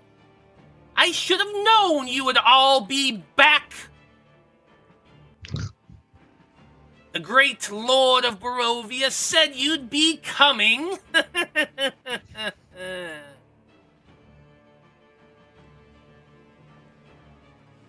Now it is time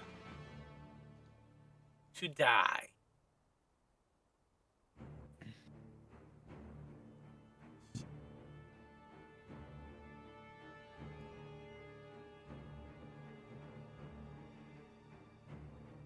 I think I am going to have...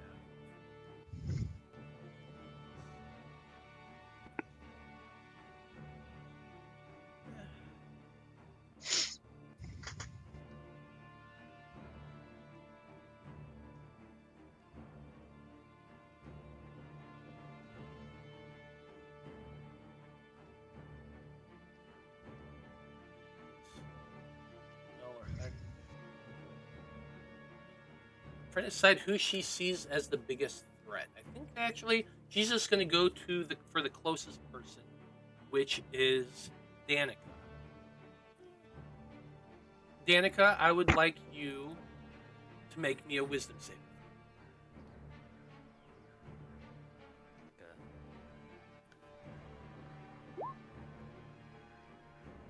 Woohoo!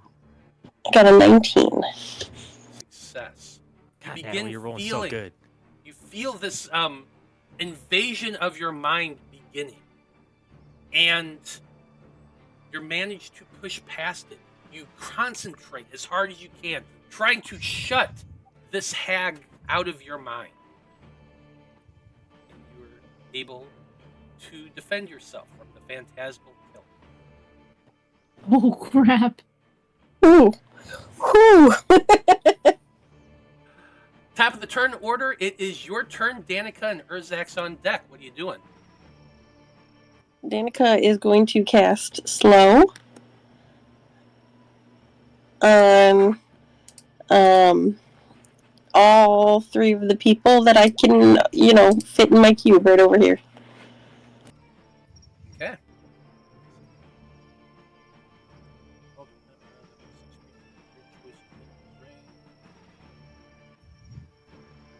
Yeah.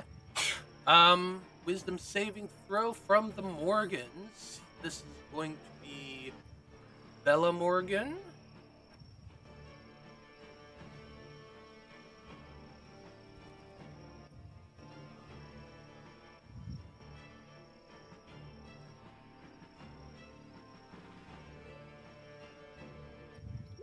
Nat 20 for Bella Morgan. Ugh. 14 for Mrs. Morgan. That's a failure. There is Toby. Come on, Toby. Fuck it up, Toby. Nat 20 Oh my for god! Toby. Oh my gosh. Oh, actually. Hey, he's burning them now. I know. Yeah. Unfortunately, I suppose, Mrs. Morgan is slow. I'm gonna put this purple dot on her. However, the other two, it did not. 2 nat 20s. Good God. Yeah, I know, right? 3 actually, if you At least I count. got one of them. I am going to try and cast, I don't know, maybe Unsettling Words on... I'm gonna remember you just cast a leveled spell with your action. Oh, isn't that a... Well, then a bonus It's a action? feature. Unsettling Words is a feature. It's a bonus Yeah. action feature. Okay. So you're not. I heard the word cast. So that's what. Okay, well, I'm going to cast my Unsettling Words on the one who's flying on the witch's broom. Okay, so that basically just takes your bardic inspiration die off of a saving throw or something. Is that right? Pop it up. I am. I'm looking for it. I'm gazing upon it. Okay, yeah. As your bonus action, you can spend one of your bardic inspiration dice to subtract the number from the next saving throw. It makes before Correct. the start of your next turn. So go ahead and roll it now.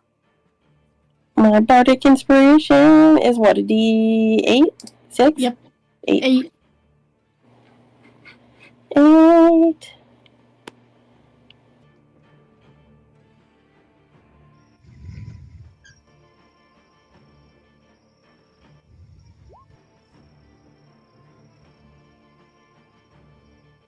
We got a 5. Not bad. 5. Okay, are you going to move, or are you staying where you are? I am going to move. I think I'm going to move a little bit. 5, 10, 15. Sorry, my cat got in my way. 20, 25, 30. I think I'm going to go kind of over here because I don't want to get hit by anything to lose my concentration. Okay. That's it for your turn. Urzak, you're up next with Delphine on deck. Okay. I'm trying to decide. Toby can deal with the crow. Just enough movement to stay outside of her range and get directly. She's also on a broom 15 feet in the air. Oh, Miss Morgan is? No, Mhm. Bella Morgan. This lady here. Oh, okay.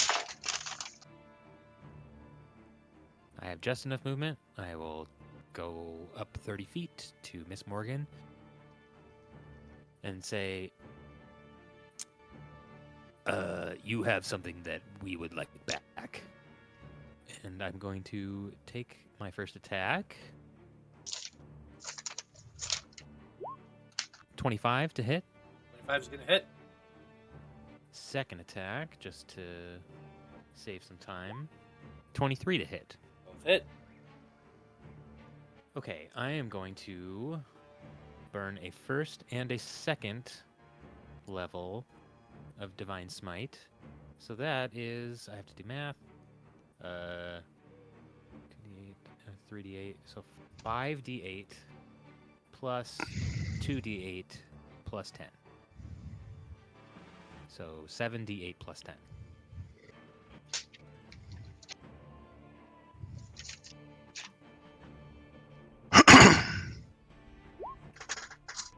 31 damage. 31 Or 41 damage, actually. Damage. 41, actually. 40. I misspoke. Oh, what's that? Yes. That didn't 40 have the modifier. 41 points of damage. You come running up towards this hag. And as you're moving, your body seems to be slowing down for a moment. It's almost as though time is just hesitating for a moment, and you can hear this voice whispering just slightly in the back of your mind. Vengeance. As your time seems to move up one more time, and you slash once, twice with your battle axe, cutting deeply, and you send this divine energy exploding through each of these 2 hits. The old woman looks pretty damn hurt from this. And for this one moment, you can see a little bit of fear in her face as that voice is also, yes. I will say also the light, like the divine energy that Urzak usually exhibits when he does a smite that everybody has seen once or twice before, looks different. Maybe a little less like just ungodly bright, and just a little dimmer and grayer. Indeed. I assume you don't have a bonus action you can use? Ooh, I do. I kind of did things out of turn, so I'll just take my lumps on that one. But I am going to use Divine Favor.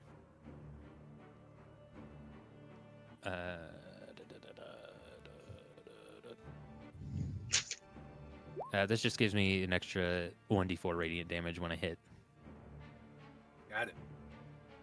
Okay, and the spell ends, which it lasts up to a minute. You get an extra 1d4. So yeah, the vengeance was just deep in your mind. These people took Davos. Strahd just casually gave him back to them. You are pissed, and you want retribution in this moment. So that retribution kind of made you forget to cast the spell. But once you plant your feet again and you have your shield ready, you're like, oh yeah, I need to get this done. Delphine, you're next. Yeah, I'm gonna start by moving just a little bit. And then I'm gonna cast Hold Person at 3rd level on both of the hags that are here.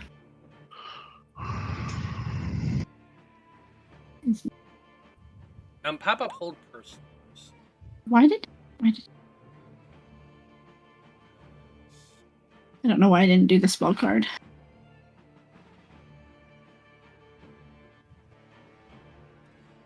Unfortunately, I can't click it. Can you pop up the spell card for me?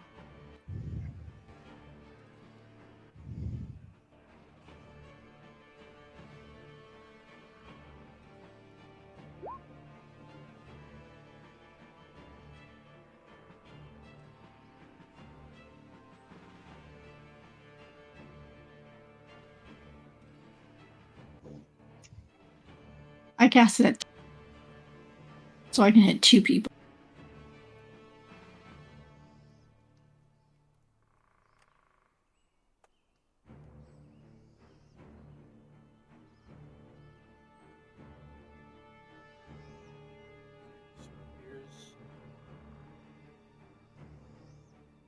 Bear with me one second.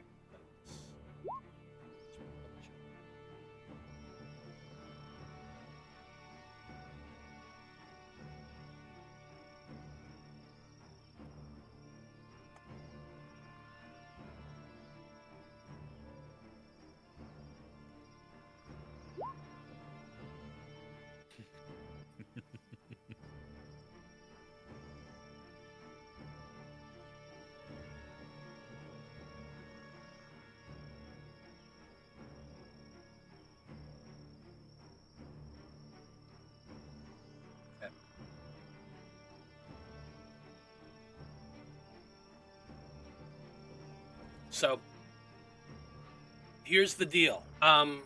Make me a history check or an arcana check. I will allow you to do. I think.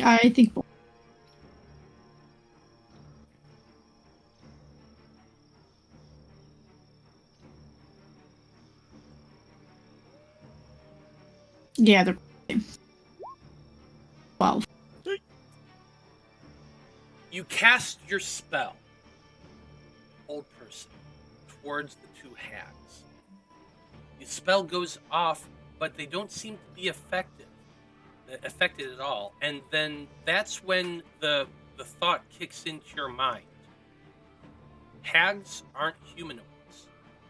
Not all hags are humanoid. There are hags that are humanoid. There are some, but these I just are didn't not. know what kind of hags you're fighting. I had to actually Google whether or not these were humanoid, and I wanted you to roll their spell DC to remember this fact. If you would have rolled that a little bit higher, you wouldn't have wasted the spell. But unfortunately, you rolled under it, and I expected to waste the spell anyways. It's fine. But I gave you a chance.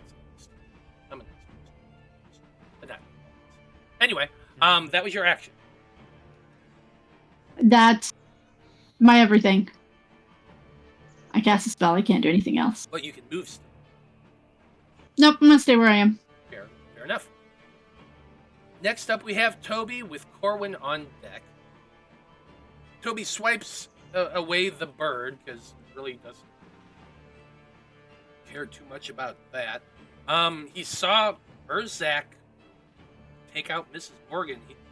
He does not like that fact at all. He's going to move 5, 10 feet to right there. That is 15 feet away. He is going to be using another one of his abilities. He is sending this at you, Urzak. Both of those vines go flying forward towards you, trying to wrap around you. Does an 18 hit? That just hits. Okay. You're taking a total of 19 points of piercing damage as these vines wrap around you, binding you up. You are now considered grappled.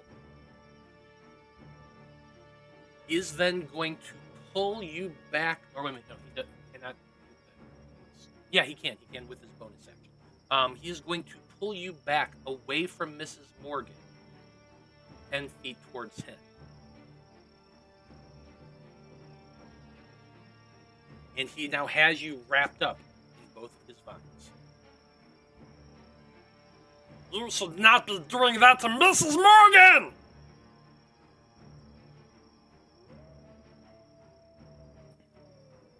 Corwan, you're up next.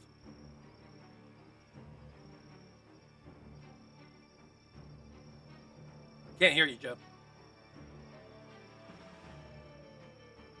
I said she saved her first death save. She's okay for a bit longer. He's gonna move his crow over, and he is going to hit one more, swing at it with one more time. Where is it? Oh, shit! Nice. That's what we like to see. 14 more force. More force. 5, Toby is kind of looking fucked up at this point. And then for his action, he is going to toss. Is it on here? It is. Oh, I'm trying to do it. Well, it does say it didn't let me pick what level I wanted to do with it. That was weird. But I'm getting 12, or less than 12 does hit him. On who? Toby, the guiding bolt. Toby, Yeah. 12 misses. It didn't let me. That was weird. It didn't let me choose what level I wanted to do it at. That is weird. Maybe if you It just automatically. try clicking guiding bolt just to see. Yeah, no, I clicked the thing again. Click on the damage. Click on the damage in the chat bar. Oh shit! You know what? Yeah, you're right. There, it'll do it. All right, yeah. So now I know for the. So all right, yeah, but no. I was just gonna do it at level 1 anyway because I want to save my bigger spells for something if I get close enough to him. But yeah, so at least Eric Draven got a swing in. Okay. You using any of your movement? Yeah, I got closer. Gotcha. Okay. That's it for your turn. Next is Ophelia Morgan's turn. Who none of you can see because they are out of the way. They have disappeared. However,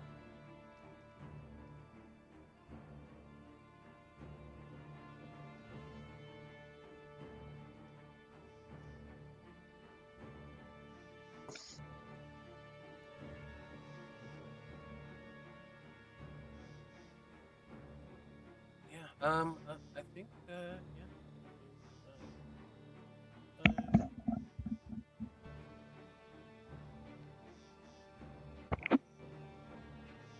5 feet to there.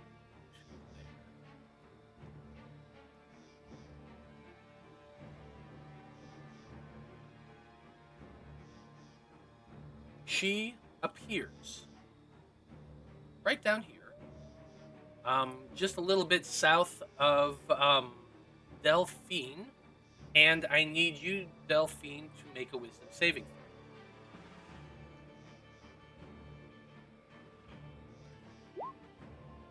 Teen. You guys are really freaking lucky. I was to say, I think that's the Yeah. save. 13 is the DC. As she was casting Hold Person on you in response to you casting it on her.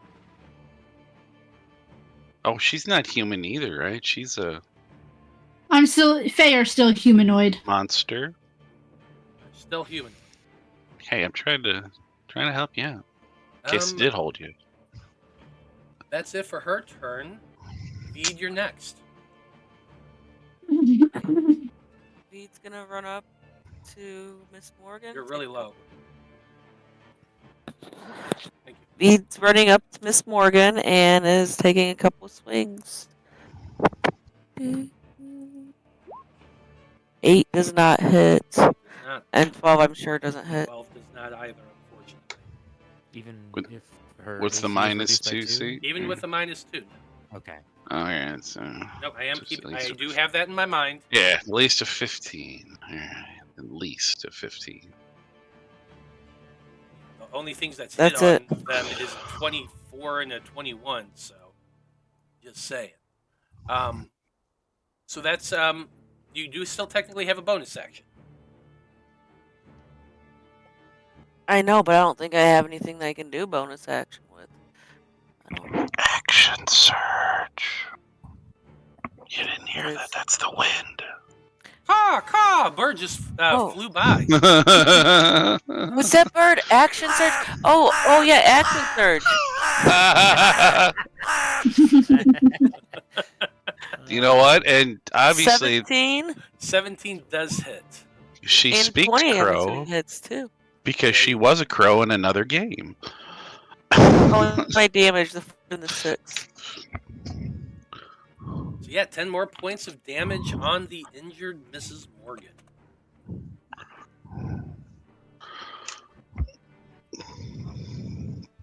Okay, that is actually it. Well, as And long I as cannot you're action surge again. As long as No you're more sure. birds in the sky. Next up, we have Bella Morgan, who is sitting there on that broom, literally above Urzak, who is currently grappled. She is, however, out of your range. She is 15 feet in the air, so you don't get an attack of opportunity. As she does begin to fly and move around this way. 5, 10, 15.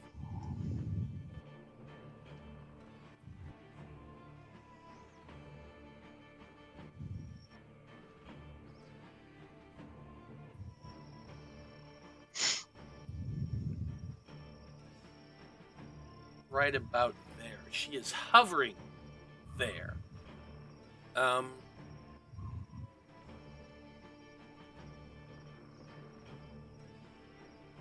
She is looking at the group. The halfling in the armor holding a mace and a shield.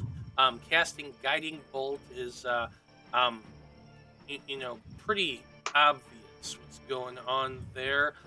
She casts a spell. And as she does, her eyes go inky black as though they just become voids of dread within her sockets. She then looks down at you, Urzak, not Urzak, Cog, and I need you to make a wisdom saving throw. Oh, He's a halfling. So I got to re-roll that. Ooh, you got lucky there. Short king. Oh, I turned off, nice. and I even turned off guidance because he wouldn't be using guidance right now. But yeah. Very lucky. You were able to save against the eye bite that she currently is holding. But let's call this a dot. To remind me that she's doing that spell. That is it for her turn. It is now Irina's turn, who is still unconscious.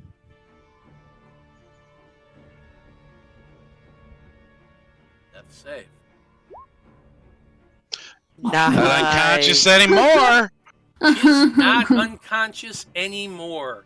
With a nat 20, her eyes open as she is given 1 hit point. And she looks about very confused, but then she looks up at the individual on a broom.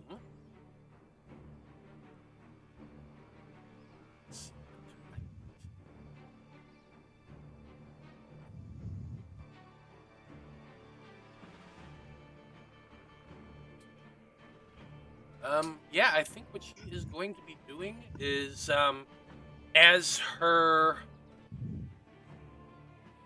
Okay.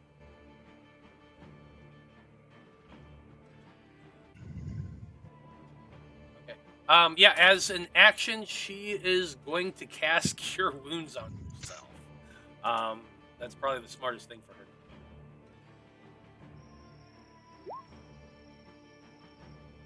5 points of healing. It helps out a bit.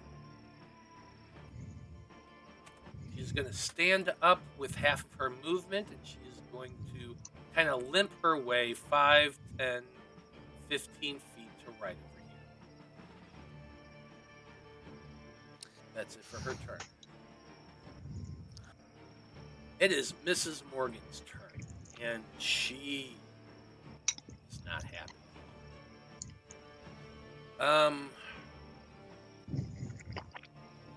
Let's see. Slow is half your movement, only action or bonus action, not both, and -2 to AC.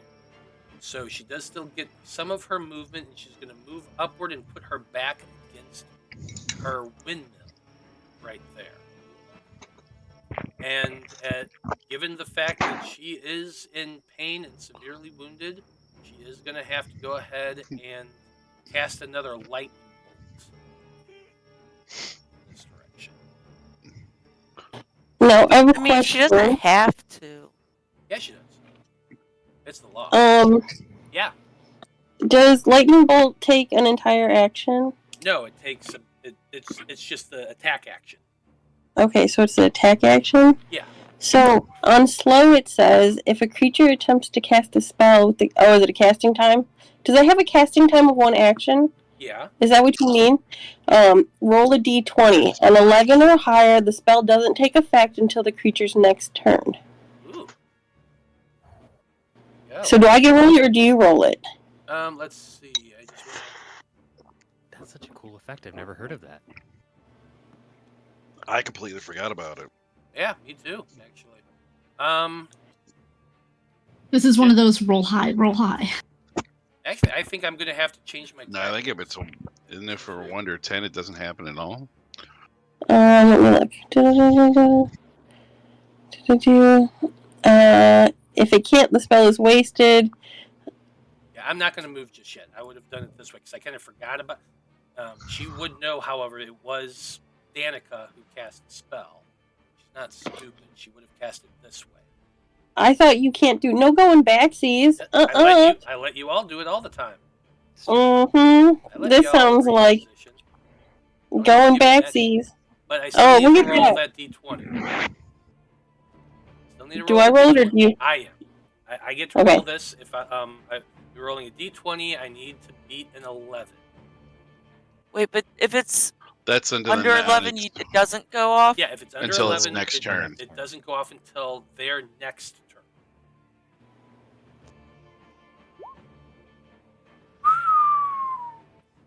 So does that mean it doesn't go off at all? Yeah! Lucky. Go. Yeah, baby. It is not going off until the start of her next turn. Double check that. Spell doesn't. Oh wait, no. On an 11 or higher, the spell doesn't take effect until the creature's next turn. So we have to roll an 11 or higher for it to happen the next turn. At all, yeah. And I think if you go under that, it just doesn't happen. Yeah. If it can't, the And spell the is- creature And the must spell use its is action. wasted. Yeah. The creature affected by the spell makes another wisdom saving throw at the end of each of its turns. Okay, so she casts the spell, or tries to. It doesn't go off at all. Because she rolled under the 11. Nice. She then stumbles backwards. I'll go with that. And then at the end of her turn, she has to make that wisdom saving throw. Get out of slow.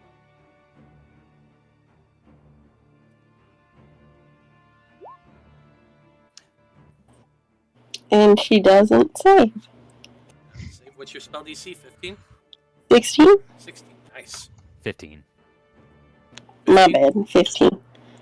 Still, 14 does not save. She is still slowed and could not get her spell off.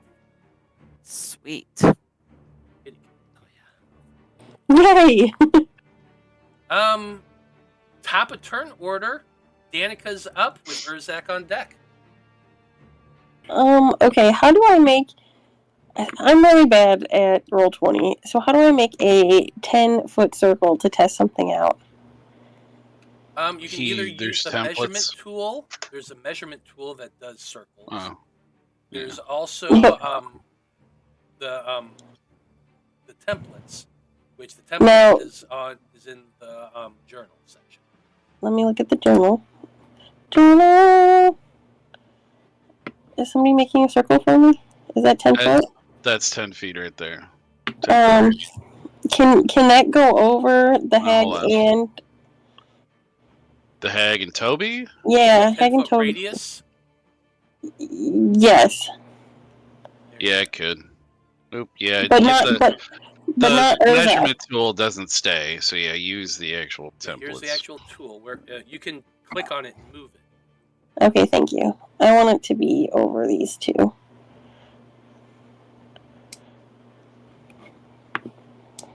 Will this kill your bird? Well, here No, it's I'm it's going to remind ethereal. you though.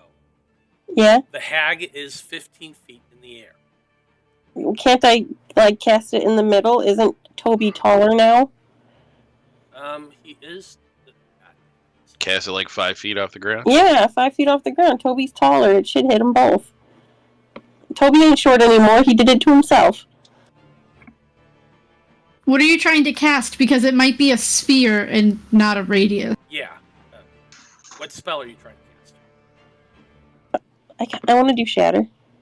Oh, it's a sphere. It is a sphere. It's a sphere. It is a sphere. She is 15 feet in the air right now.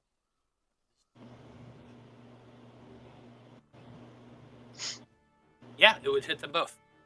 Then I would like to cast Shatter on both of them. Okay, what's the Yeah, saving don't throw? worry about the bird. He's not really there. Unlike Baldur's Gate 3, actual spiritual weapons can't be attacked. I find that so weird in that. It Don't pisses you- me off in that game. It just irks me so bad when they go after my shit.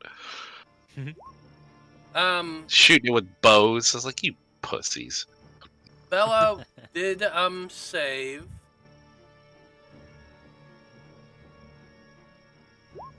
Toby also saved. So we're both taking the half What the heck? damage. Okay. They do take half damage, so 5 points of damage to each of them.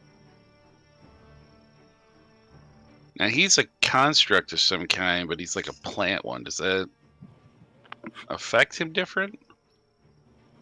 Don't know what you- I know sometimes on Oh, actually, yeah, he would have had advantage on that roll, but it doesn't matter. So, Well, even then, I didn't get the damage. If it does something different to him, since he's a plant construct. I don't know. No, not this. Blight would affect him different. And No.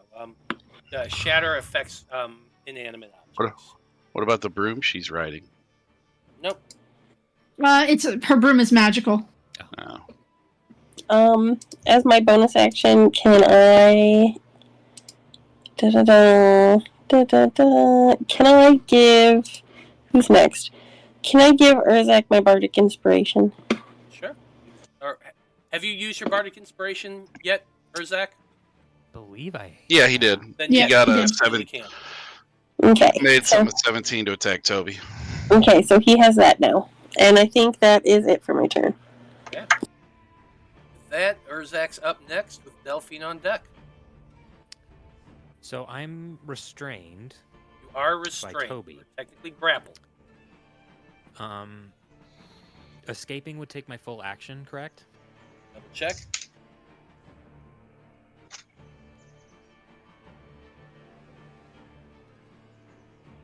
Okay, for the grappled condition, a grappled creature's speed becomes 0 and they can't benefit from its speed. The condition ends if the grappler is incapacitated. The condition also ends if the effect removed the grapple, blah, blah, blah. So really, you're just held there. Attack. You can still attack. And you can Okay. use your action to break free. But And not even a disadvantage either. Okay. I was worried that I'd have like disadvantage on the attacks, but Nope. if I do grappled not, and I will restrained just. are two different things. Okay. Then I will take attacks on Toby. First one. Ugh, 11. Misses. Second one. Bardic inspiration. 13. Misses. I'll add the bardic inspiration to that 13 Go for it. and make it an 18. 18 does hit. All right. First level smite, and I still have divine favor. So that is 1, 2, 3d8 and 1d4 plus 5. 19 damage. Urzak, tell me how this looks. Cog will never forgive you. Yeah, that's true. Can I do like a Don't can worry I do about like a it. combo thing with the crow? Just do it. Just do it. Yeah, I think like Urzak's focus was so much like the second Miss Morgan showed up was like you, and Toby like grappling him and pulling him back happens so quickly, and he like reacts in one swift motion and just immediately like 180s and like chops Toby's head off. And And as then the spins head back around. Go ahead. as the head goes flying, you just see the head sailing, and you hear, "Bye, everybody! It's been fun!" As the Bye, body Toby. just Hate him so crumples much. down to the ground. Up in the corner of your eye vision, Corwan disapproves. Just top left corner. Wait, Urzak immediately like spins back around and stares at Miss Morgan. Instead of staring at her, do you want to like walk towards her menacingly? Oh, that sounds fun. I'll do that. That's true, because as like the body falls down, those vines that were wrapping around you loosen and just start to slide off your body. You can't help but notice as you step out of them that they're shriveling down, and like almost as though all the moisture is draining from the thing. And you can't help but reflect as you're moving past it that it almost looks a little bit leathery. Yeah, Urzak will take his movement and move up 10 feet to Miss Morgan and say, "Give us the boy now."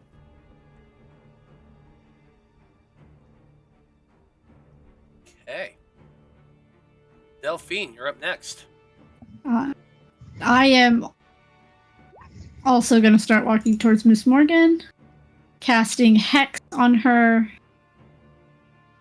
and pulling out my rapier. I'd listen to the big guy, because this isn't going to end well for you.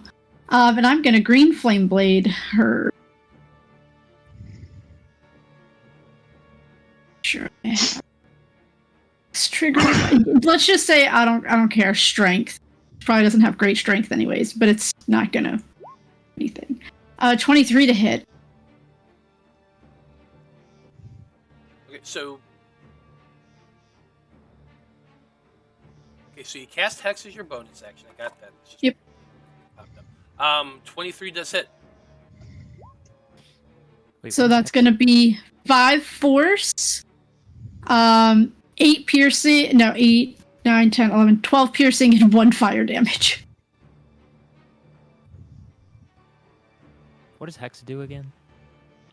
It gives me extra damage on a hit, and then it just gives them Yes, disadvantage on an ability check. Just ability checks? Just ability check. Yeah. I was going to say, we could give her disadvantage on the slow saving throw. But if it's not saving throw. Yeah, it doesn't go to saving throws. Okay, you stab into her with that green flame blade that just kind of bursts with fire energy and force. She's looking very hurt. Corwan, you're up next. Let me. This would. No, I can't get both of them. Man. Well, go away. You can go away now. Bird's gonna come over, fly over 10, up 10, and take a swing. Or a peck. 21 to hit the hag. Oh, I swear. 7 force from Mighty Eric. 7, 4, The 4. Skelecrow. I love this crow. Alright. So 5, 10, 15. And he's just gonna kinda yeah, I think it should still work right there. He's gonna come over, and I was gonna do this Toby, but I'm just gonna stick with it. So it's still in his head. He's going to toss out some Spirit Guardians. And it's gonna be a similar looking halfling to him is going to be his Spirit Guardian. They're floating around. A little more handsome, a little more aged. And you don't know this yet, but you'll know that I just invented his grandfather, and he was Garland Goblin Crusher Goodwood. And that was going to be his Spirit Guardian. So you can ask him later if you want, and he'll tell you all about Garland. I just made him up, but I'll have a story for him. I'm just gonna give you a freebie. Stand under Bella, then you'll actually be able to hit her with spiritual guardians. Oh, hit her? Yeah. Because it is. I mean, it's a 15-foot in And all she's directions for cut. 15 feet. Yeah, in the all right, air. okay. So yeah, that he'll do it right there. And then when I guess her turn comes up, because it's when they start their... it's start of her turn. So yeah, so as soon as her turn goes, she'll have to. And I guess I'll go ahead and do the damage now. Just wait until then. Oh, okay.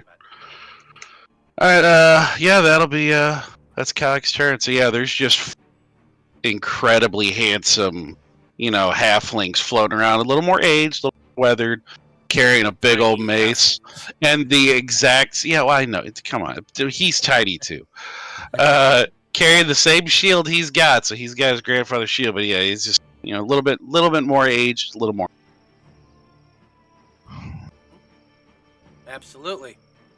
Next up is Ophelia's turn, who is down here and sees her mother surrounded by multiple people. She was there. Homie don't like that. Let's see. Yeah, she has not used a whole lot of her higher level spells left yet. None of them have. She's not happy, y'all. So I got another lightning bolt coming for you.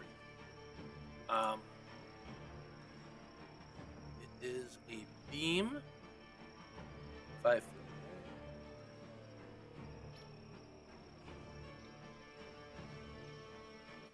Aimed this way, right towards the windmill. So I need Urzak and Vide to both make me dexterity saving throws. Oh, nice. Nat 20. No way in a million years I'm making this. It's a 2. That's a nat 1. Son of a Jesus. She's casting the spell at 5th level, I'm afraid.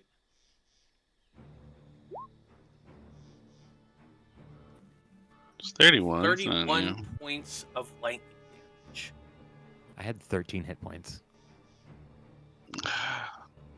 Well, now you have 0 hit points. I have 0 hit points, but I'm not dead Urzak outright, which is is okay. slammed by this massive bolt of lightning energy, so strong that it slams into the side of the windmill and blows open a chunk of the wall.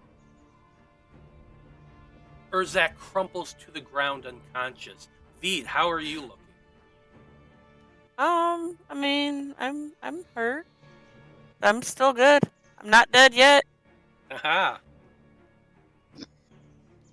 She is then going to be moving 5, 10, 15 feet right.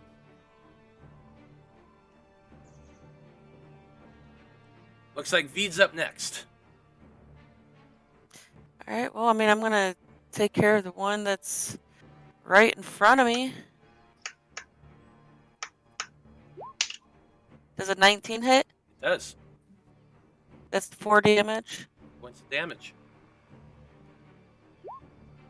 And 25 for 9 damage.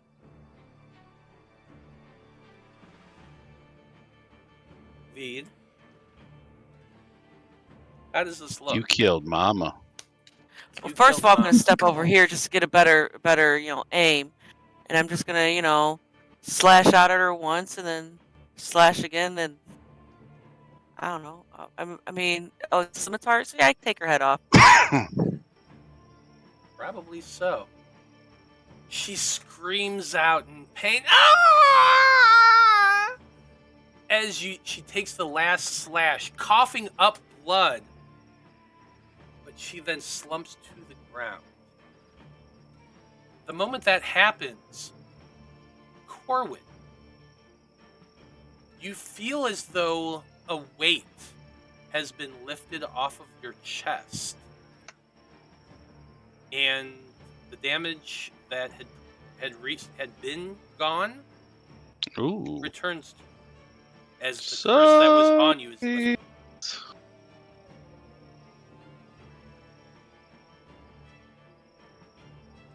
Nice. That might be helpful. I mean, it would definitely be helpful for the wizard that's down hip. Well, yeah, one of the other hags got you. Mama cared enough about me. All right. Obviously, Mama, the biggest baddest, went after the biggest baddest. Obviously, that's exactly why. You hear both of the other 2 hags scream out, "Mother, no!"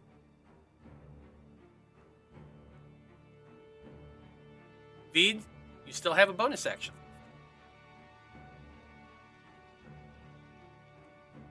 Yeah, and I don't think I can actually do anything with that bonus action. You could actually. Second, you could. I mean, second wind. Second wind. Wait, Yeah, as I say, second. Second wind will heal you. You Oh, use action. It's like a didn't use second wind. D10 plus your level, I think. Ooh, yes, it is. Okay, I'm gonna do second wind. Yeah, it's. Yeah, thank you. I'm still getting used to my. See that those crows just keep fucking coming in and. I know. Thank you, And crows. just- Jeez. I can the cross down. So 8 Plus should be 5, so fighter 13. level. Nice. Okay. And that will actually be it. And I actually don't believe I have any more bonus action. You can move. I mean, Well, I mean, yeah, I can move. if you don't want to be clumped up. Actually, that is a good point. Hold on.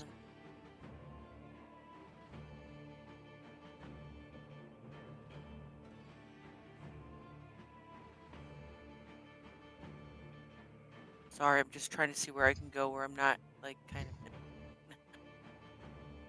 One's under Mike token, and the other one's down here. I'm gonna go here.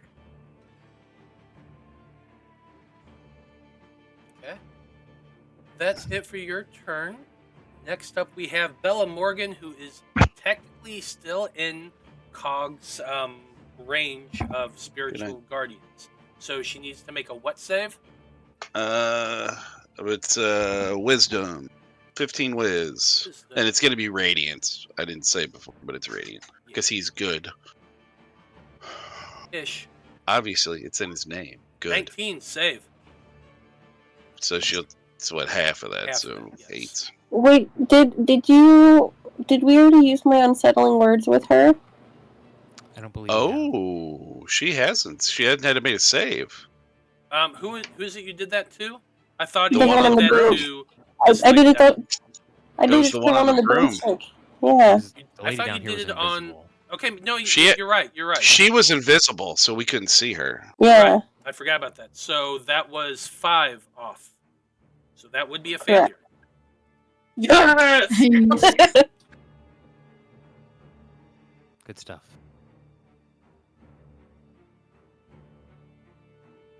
It's a little bit of the good stuff, bitch. Since it's unsettling words, can I say something? Sure. What's it feel like to be an orphan now? Oh, that's a low blow. Oh, shit. Damn. Even I wouldn't go that far. Too, Wow. too God. soon. Damn. God, I felt that in my soul. Well done. that's a goddamn right there. That's She definitely did not like that. Were you unsettled? That's just a Wow. little unsettling right there. And her mother's dead, so her spell list just went from this big to this big. yeah, it's gotta have that coven complete. So, which one do I want to cast? You're directly under me, Cog. I'm casting a Ray of Sickness at you. Is that a con? Nope, it is a. It's an attack. It's a Ray attack. That's 20 to hit. Yeah, he's got an 18. 9 points of poison damage. So what? I guess is the con would be if I'm poisoned, right? Well, If I have the poison that's condition. actually really weird. Let me look at this. So what? Ray of Sickness. Target makes a hit, and you must make a con saving throw. On a failed save, you're poisoned. That's what the con Okay. saving throw is. So 15. I have why is Bless on? I don't even. No one's ever cast Bless. Yeah, that's weird. So it's a 15. So yeah, 15 is a save. You are not poisoned, but you are still taking the poison damage. Yeah. Let me do. That's just keep Spirit Guardians going. Yeah, she is then going to be flying at an angle upward. 5, 10, 15.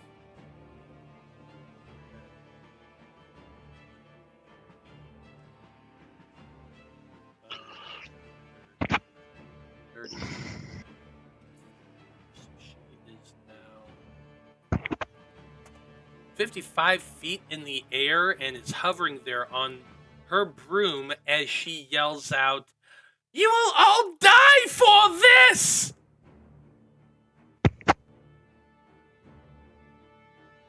Next up is Irina's turn with Danika on deck at the top of turn order. She's not sure what to do because, bad guys over there. Over there. This is the blue dot I have.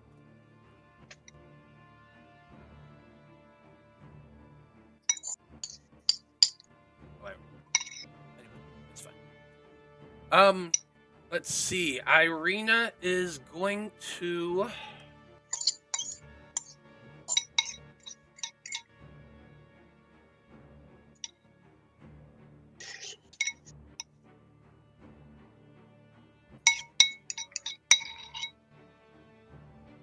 You're a ting, ting, ting, ting. Who's eating? We're in the middle of battle. Oh, sugar about. She's going to be casting Bless on Danika, Vide, and Corwan. Oh, now I can turn bless. That's going to be this yellow dot right there.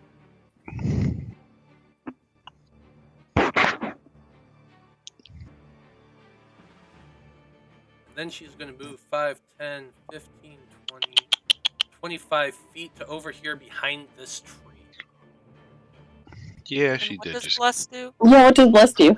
It D4. adds a D4 to your attacks and saving throws. attacks.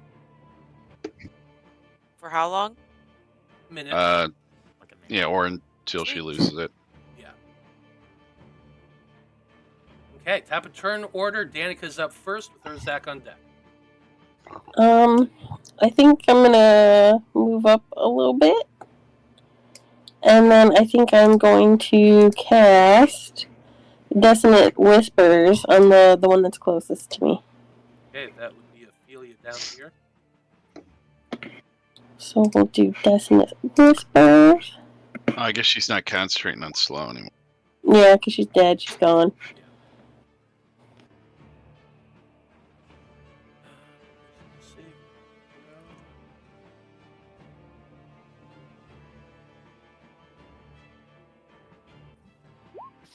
15.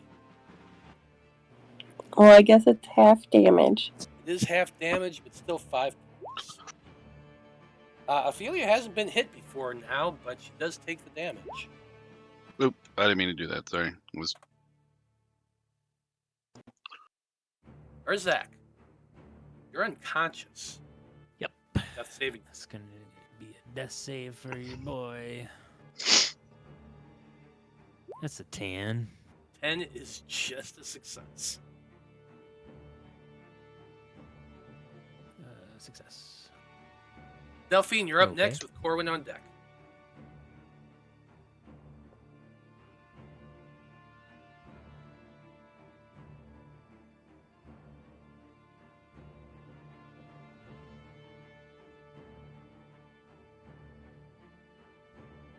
Delphine? It looks like Bella's running away. She's definitely flying away. She's currently 55 feet in the air on her broom. That's okay. I've got range. Oh,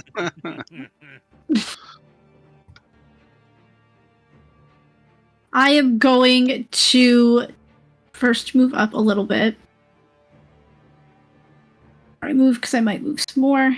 I'll move half of my movement. And then for my action, I am going to let's just do it. I've got range on. I'm gonna cast Belf's Meteors. I need to turn Force Hex off. I haven't switched it to anybody else yet. Then I'm gonna hurl a meteor at. You know what? I'm gonna hurl 2 of them at Bella on the broom because the one on their feet's gonna take a. So DC 16 Dex save. Dex save from Ophelia, or from Bella, I mean. Yeah.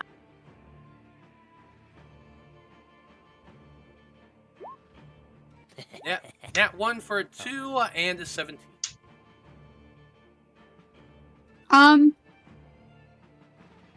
Just for shits and giggles, let's silver. Oh, I hit the wrong thing. Let's just for shits and giggles, let's just silvery barbs that 17. Silvery Barbs as a reaction. New saving throw. 6 failure. Awesome. Since I still rolled shit damage. So that's 12 fire damage to her. 12 points of fire damage. And I am going to take the rest of my movement just in case she starts moving again. No, I don't. I don't need to move. I'll stay there. What is the range on minute? 120 feet. Nice. So you got some good range. Yeah. Okay. Looks like Corwan's up next. Alright, well. He will move up over here. He still can do what he's wanting to do. Get back to that one. Is it in here? It is. It's gonna use his bonus action. Cast mass healing word to everybody. Give everybody 5. So Urzak, you got 5. Thank you. And then does that hit Irina too? Yeah, it's all his people. So himself, because it's a 60 feet, so that should be able to get. Yeah, it seems like. Yeah. Yep. Yeah, it should get everybody. Thank you. Thank you.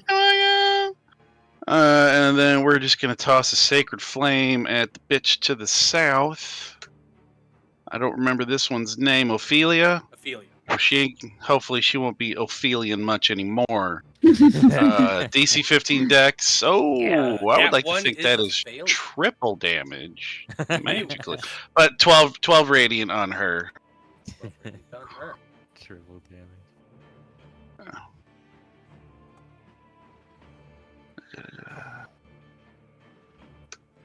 So yeah, that he's moved. He's still keeping up Sphere Guardians, so in case he gets a chance to get closer again, and that's his turn. Okay. Let's see. I think what she's gonna be doing,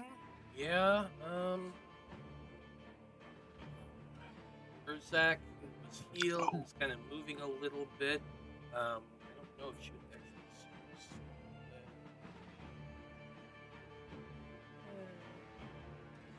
Actually, everybody gets another 5 because of Disciple of Life, so it's 2 plus the spell level.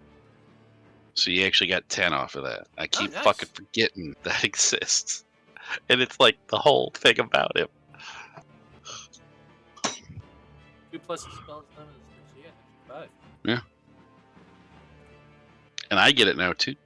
Thank you, Cog. Oh, that's right. Sorry, I stole your kill. Nice. That's all right, buddy. I'll piss on his ashes later.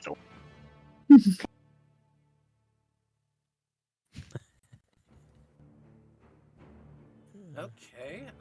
That's it for Cog's turn. Next up, we have Ophelia, who is not thrilled at all about what's been going on.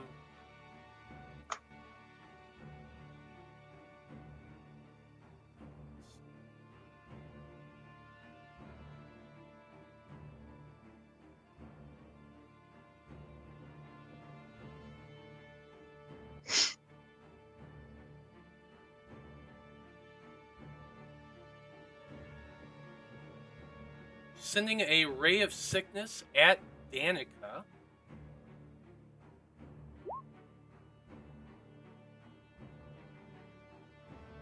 Unfortunately, a 9 is definitely gonna miss. Yay! She's gonna be moving back. Unfortunately for her. 50, 25, 30 feet right there. Vide, you're up next. Okay, Vide is 5, 10, 15. Is this one's on a broom too, right? Yeah, she's like 50 feet in the air. Like 55 feet. Yeah. Am I able to have silver bullets in my revolver at this time? It won't matter. It won't matter? I thought silver bullets were considered magic. No, they are considered magic for creatures that are allergic to silver. Yeah. Gosh, I mean, dang it. Doesn't it get around, I guess? It still hurts, though. I mean, it still hurts, but it's not going to grant anything beyond. It's just a prettier bullet. Okay, fine. Then never mind. It's going to be regular bullets, then, since it doesn't matter. You didn't have them loaded. You could use whatever it takes to reload your gun and put them in it if you want to. I think it's... I can't remember if it's bonus action. No, because if it's not going to do any better... It's not. That's why I'm just telling you. So, 16 and 15. 16 and 15. So, if either of those hit, it's 12 per. Unfortunately, neither of them hit. Wow. Of course they wouldn't. Wait, doesn't she have like an extra? Hold on. You have less. You need to roll a d4 for each of those.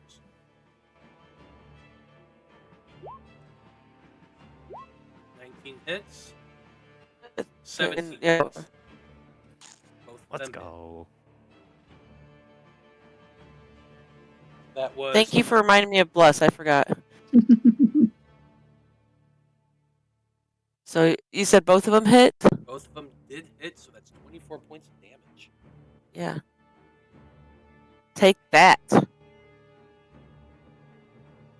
She is looking severely hurt and is barely holding on to that broom. And Where's the water when you need it? and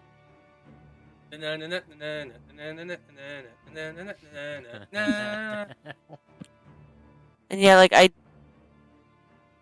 I'm pretty sure I don't have anything else unless anybody else knows of a bonus attack I have.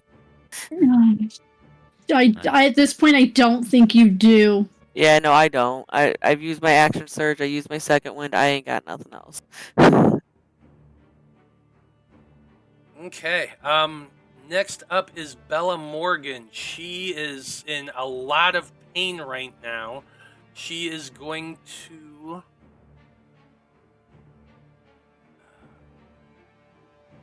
She's gonna surrender. No, she's sending a magic missiles at you. Unfortunately, it's only first level. You can't really do anything about this though. So, 1, 2, 3, 12 points of force damage to UV for shooting her. Mm. She's then I'm alright. continuing to move. And she has 50 feet of movement speed. This is 5, 10, 15, 20, 25. So she's additional 25 feet off of the map. And she is also additional 50 feet in the air. She is really freaking high, y'all. Like, really freaking high in the sky. At least 100 feet or more up. And she is flying away.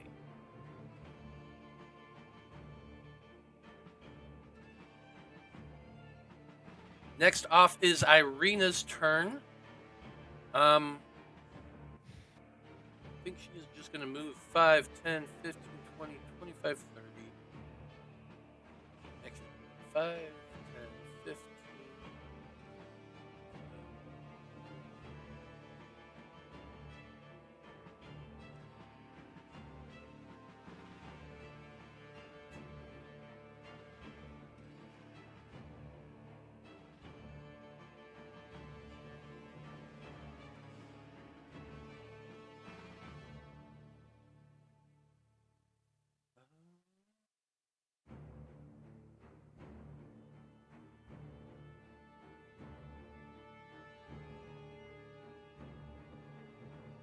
She's casting Healing Word on Urzak as a bonus action.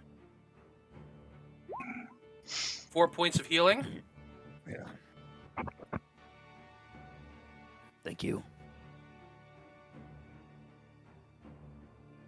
And she gets...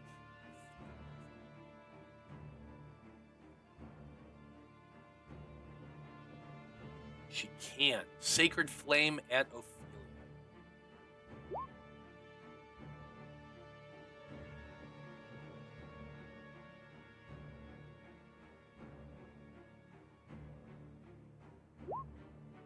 Failures. Woo!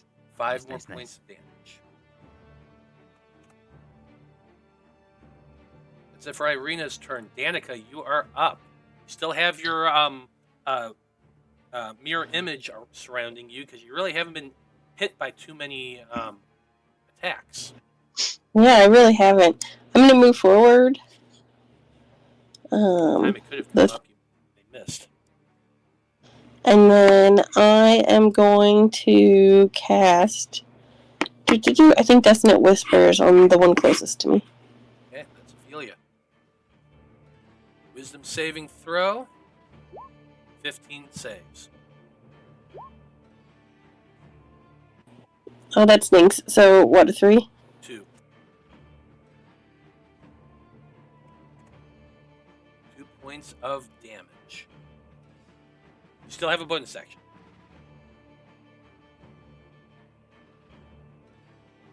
I think I am good right now. Urzak, you're up next with Delphine on deck. All right. The only thing Urzak has at range that could even bother to do anything to the sisters is his javelins. So seeing that everybody else is kind of taking care of it, he moves into the windmill. So 5, 10, 15, 20, 25, 30. Okay. Once you're inside the windmill, you can see that it is an area filled with quite a bit of junk. Overall, what you're able to see here is a room that's basically made into a makeshift kitchen. It is completely pitch black, other than the tiny bit of light coming from the windows, but you do have dark vision, so that makes things up. The room is filthy. Baskets and old dishware is piled up everywhere. There is a big-ass table near an even larger oven that's just covered in dry blood. There is a chicken coop in the far corner next to the stairs leading upward. There is a pretty wooden cabinet with flowers painted on its door immediately to your northwest. And in addition to the chickens, you can hear clucking in the coop. You can also hear that smell of toads croaking. There's also a very sweet smell hanging in the room, the stench of which kind of burns your nostrils. There is an awful odor coming out of an open, upright barrel in the center of the room. There is warmth that issues from that oven over there in the corner. And like I said, there is the stairs immediately to your northeast that seem to lead upward. But other than the sounds of the chickens and the frogs, the area is quiet.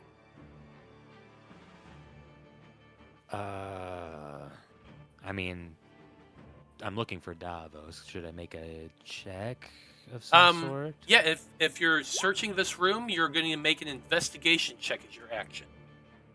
Okay. 18. You go searching around. You first run over to the cabinet, opening it up. There's quite a bit of stuff in there. Let's see, mostly filled with wooden bowls filled with herbs and baking ingredients, including flour and sugar. There are several gourds of a powder-like substance hanging in there. There are dozens of locks of hairs, all braided up and hanging on hooks on the inside of the door. There are several bottles, potion bottles that have different colored elixirs in them. One is golden, one is a kind of a reddish brown looking, and the third is a greenish milky color. You move over to the barrel and open it up and look down into it, and it is just filled with a greenish black ichor that almost looks oily and is kind of disgusting looking. You start looking around in corners and stuff like that, but you do not see the child in this area. However, there is a lot of pieces of bone and stuff like that just on the ground. Okay. Is lay on hands a bonus action? No, I think it's an action. Yep. Right, that's that will be. I've had arguments about that before. Now, obviously, another creature, I fully get full-on action. If you're touching yourself, I think that should be bonus, but that's just me. You heard it here first. Touching yourself is a bonus action. Goddamn right it is. That needs to be another T-shirt. Touching yourself is a bonus action. Corwan. Only out of one Goodwood. is flying, by the way. Okay, that's what I thought. Oh, which one's? I thought both of them were. Which one is? No, only Nope. one's No. flying. This one The one doesn't. on This one's flying. Oh, okay. My mistake. do we need to touching yourself's a bonus action. Dash cock. You still have a bonus action if you want to do anything else. I don't know what I would do with my bonus action. That's just for spells. I mean- I mean, Yelling is a free action. yelling The is only a thing I free think you action, really have drinking a is- potion is a bonus action. That or spear. I have potion. Spear, what's the fucking the shield around yourself? It gives you +2 AC. Good Shield God, of I Faith? can't. Shield of Faith? Thank you. Good God. That's Paladins don't get a whole lot of bonus actions. Nope. No. Unless they're casting smite on something. That's about it. I am out of spell slots, so there will be no Shield of Faith for me today. But I will drink a healing potion. enough. Just real quick. You taking one of those moderates? Yes. 3d4? 10. Oh, I Yep. forget we keep having this macro down here. That's it for Urzak's turn. Delphine, you are next. Don't forget that Bella is technically 25 feet off of this map. Yep. I've already done the math. Good. What you got? I am going to move up right here next to Ophelia.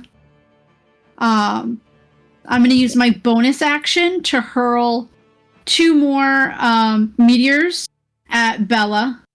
So that is a DC 16 dex save. Got it.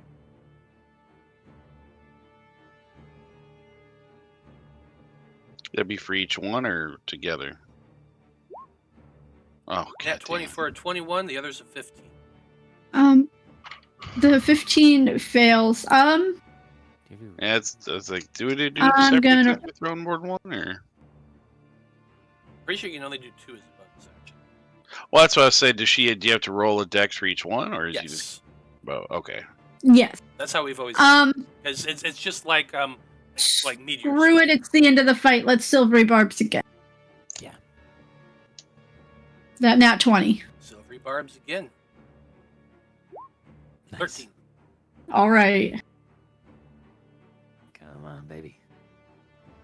Can you take the hag out? Nice. 14 fire damage.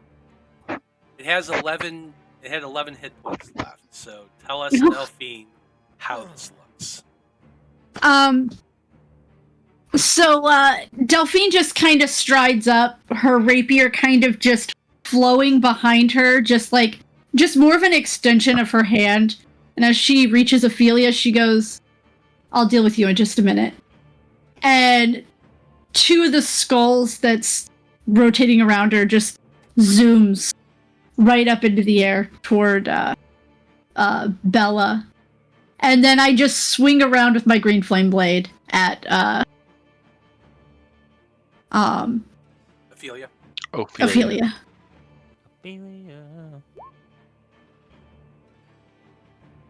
For a 16 to hit.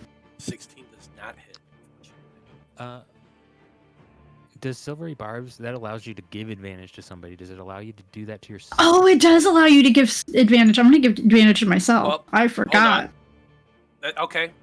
I get Because you. I haven't been doing that. I haven't been giving the advantage. You're right. Yep. So go ahead and use that advantage. Nope, not Mind Sliver. 21. That does it. Nice. So that is 6 piercing and 7 fire damage. Nice.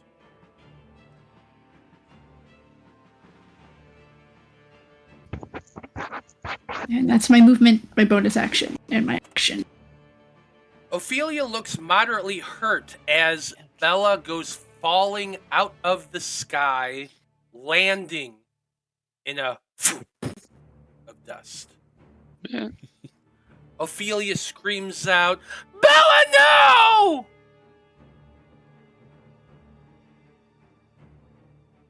That's it for your turn? Yes. Corwan, you're up next. Well, he'll move his 25 action dash And you to take get her out. 10. So yeah, that's with his action dashing. He used to get her radiant. Oh, by And the way, then I just- forgot to mention something. Hold on 1 second. Sorry. When Bella hit the ground dead, Urzak and Delphine, you feel that weight that was on your chest lift. And neither of you are cursed any longer. Points of Oh, And so he She- rushed up there in his little haste.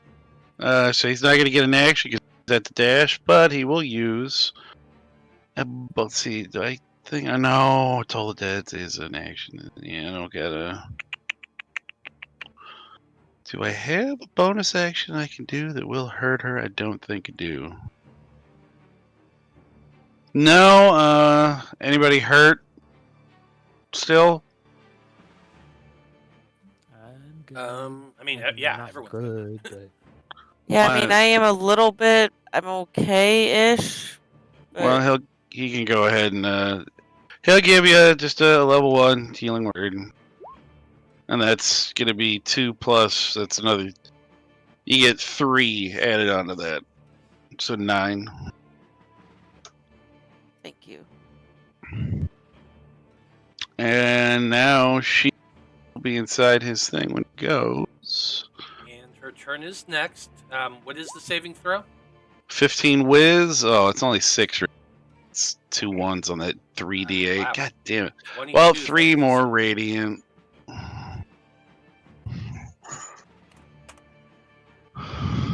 6 She on looks- 3d8. She looks towards the group. Her sister and her mother lying dead on the ground, surrounded. Toby. The Nobody air cares about filled with these tiny little miniature versions of halflings swinging maces wildly in this chibi kind of style. She has nothing else that she can do except for one thing, which is step into the ethereal. As she's looking about, you hear her say, "You may have won this round, but we can rebuild. I can rebuild. I will get my revenge." God damn. As she steps into the ethereal and disappears.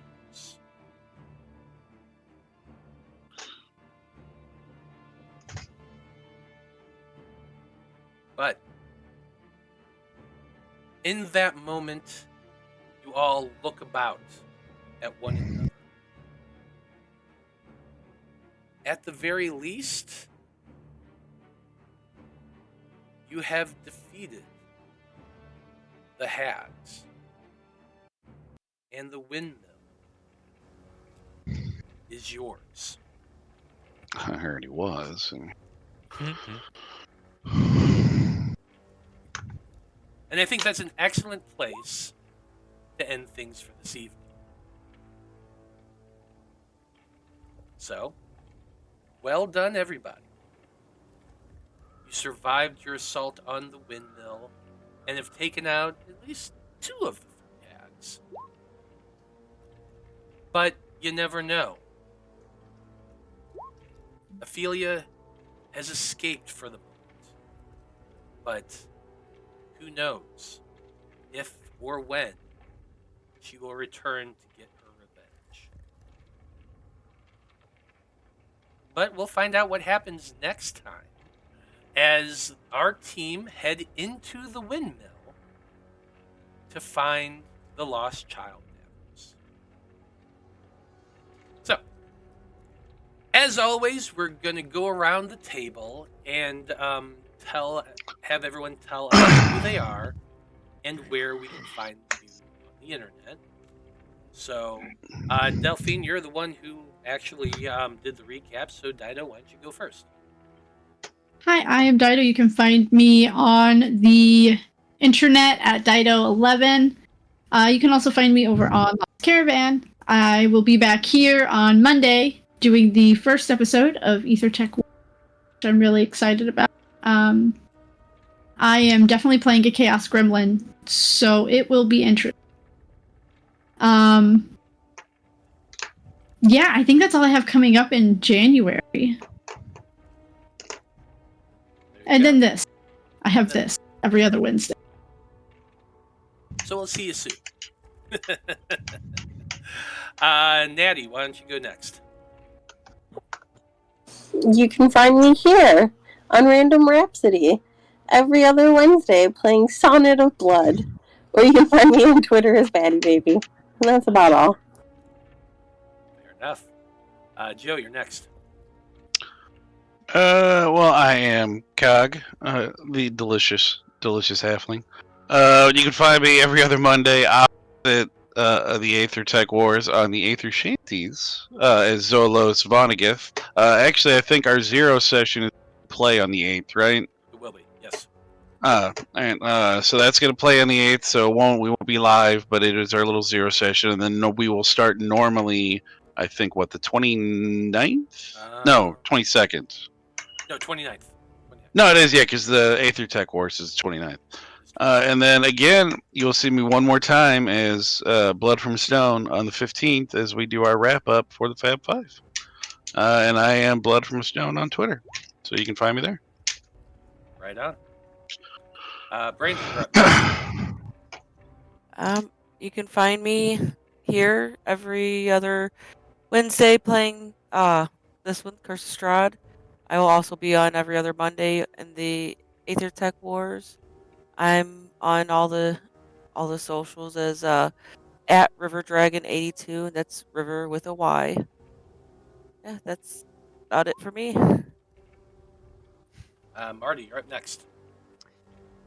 Hey, you can find me on most social medias under Balmer Martian. You can check me out on the Bard Rock Network.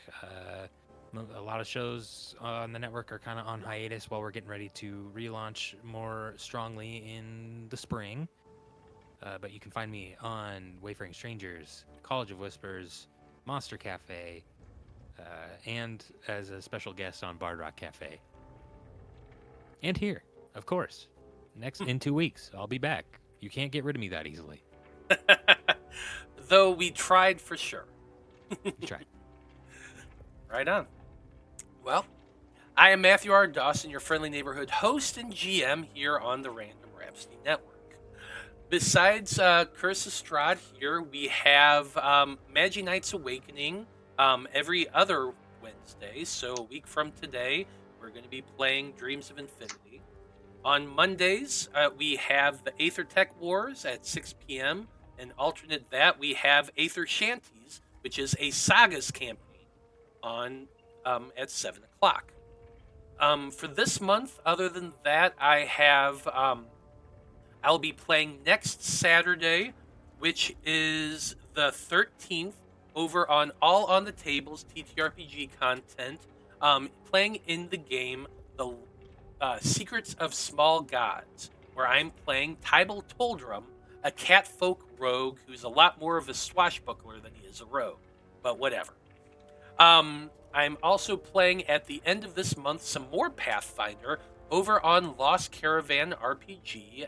That is going to be Saturday the 28th, which is also going to be a lot of fun. I'm looking forward to that.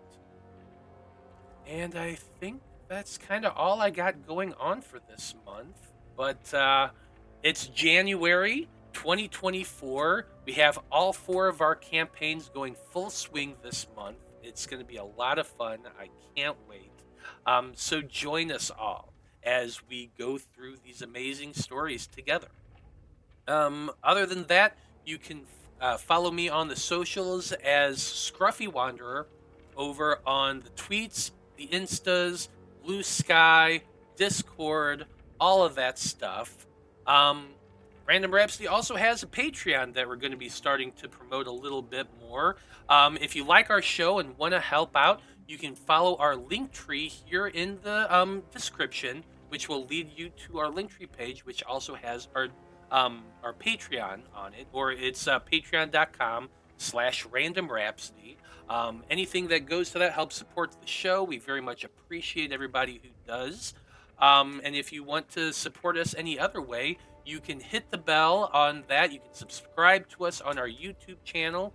Every time you like one of these videos, it also helps get us a little bit more visibility, and we very much appreciate it every time you do that. So thank you to everyone who's been watching and will be continuing to watch as we tell these awesome stories together.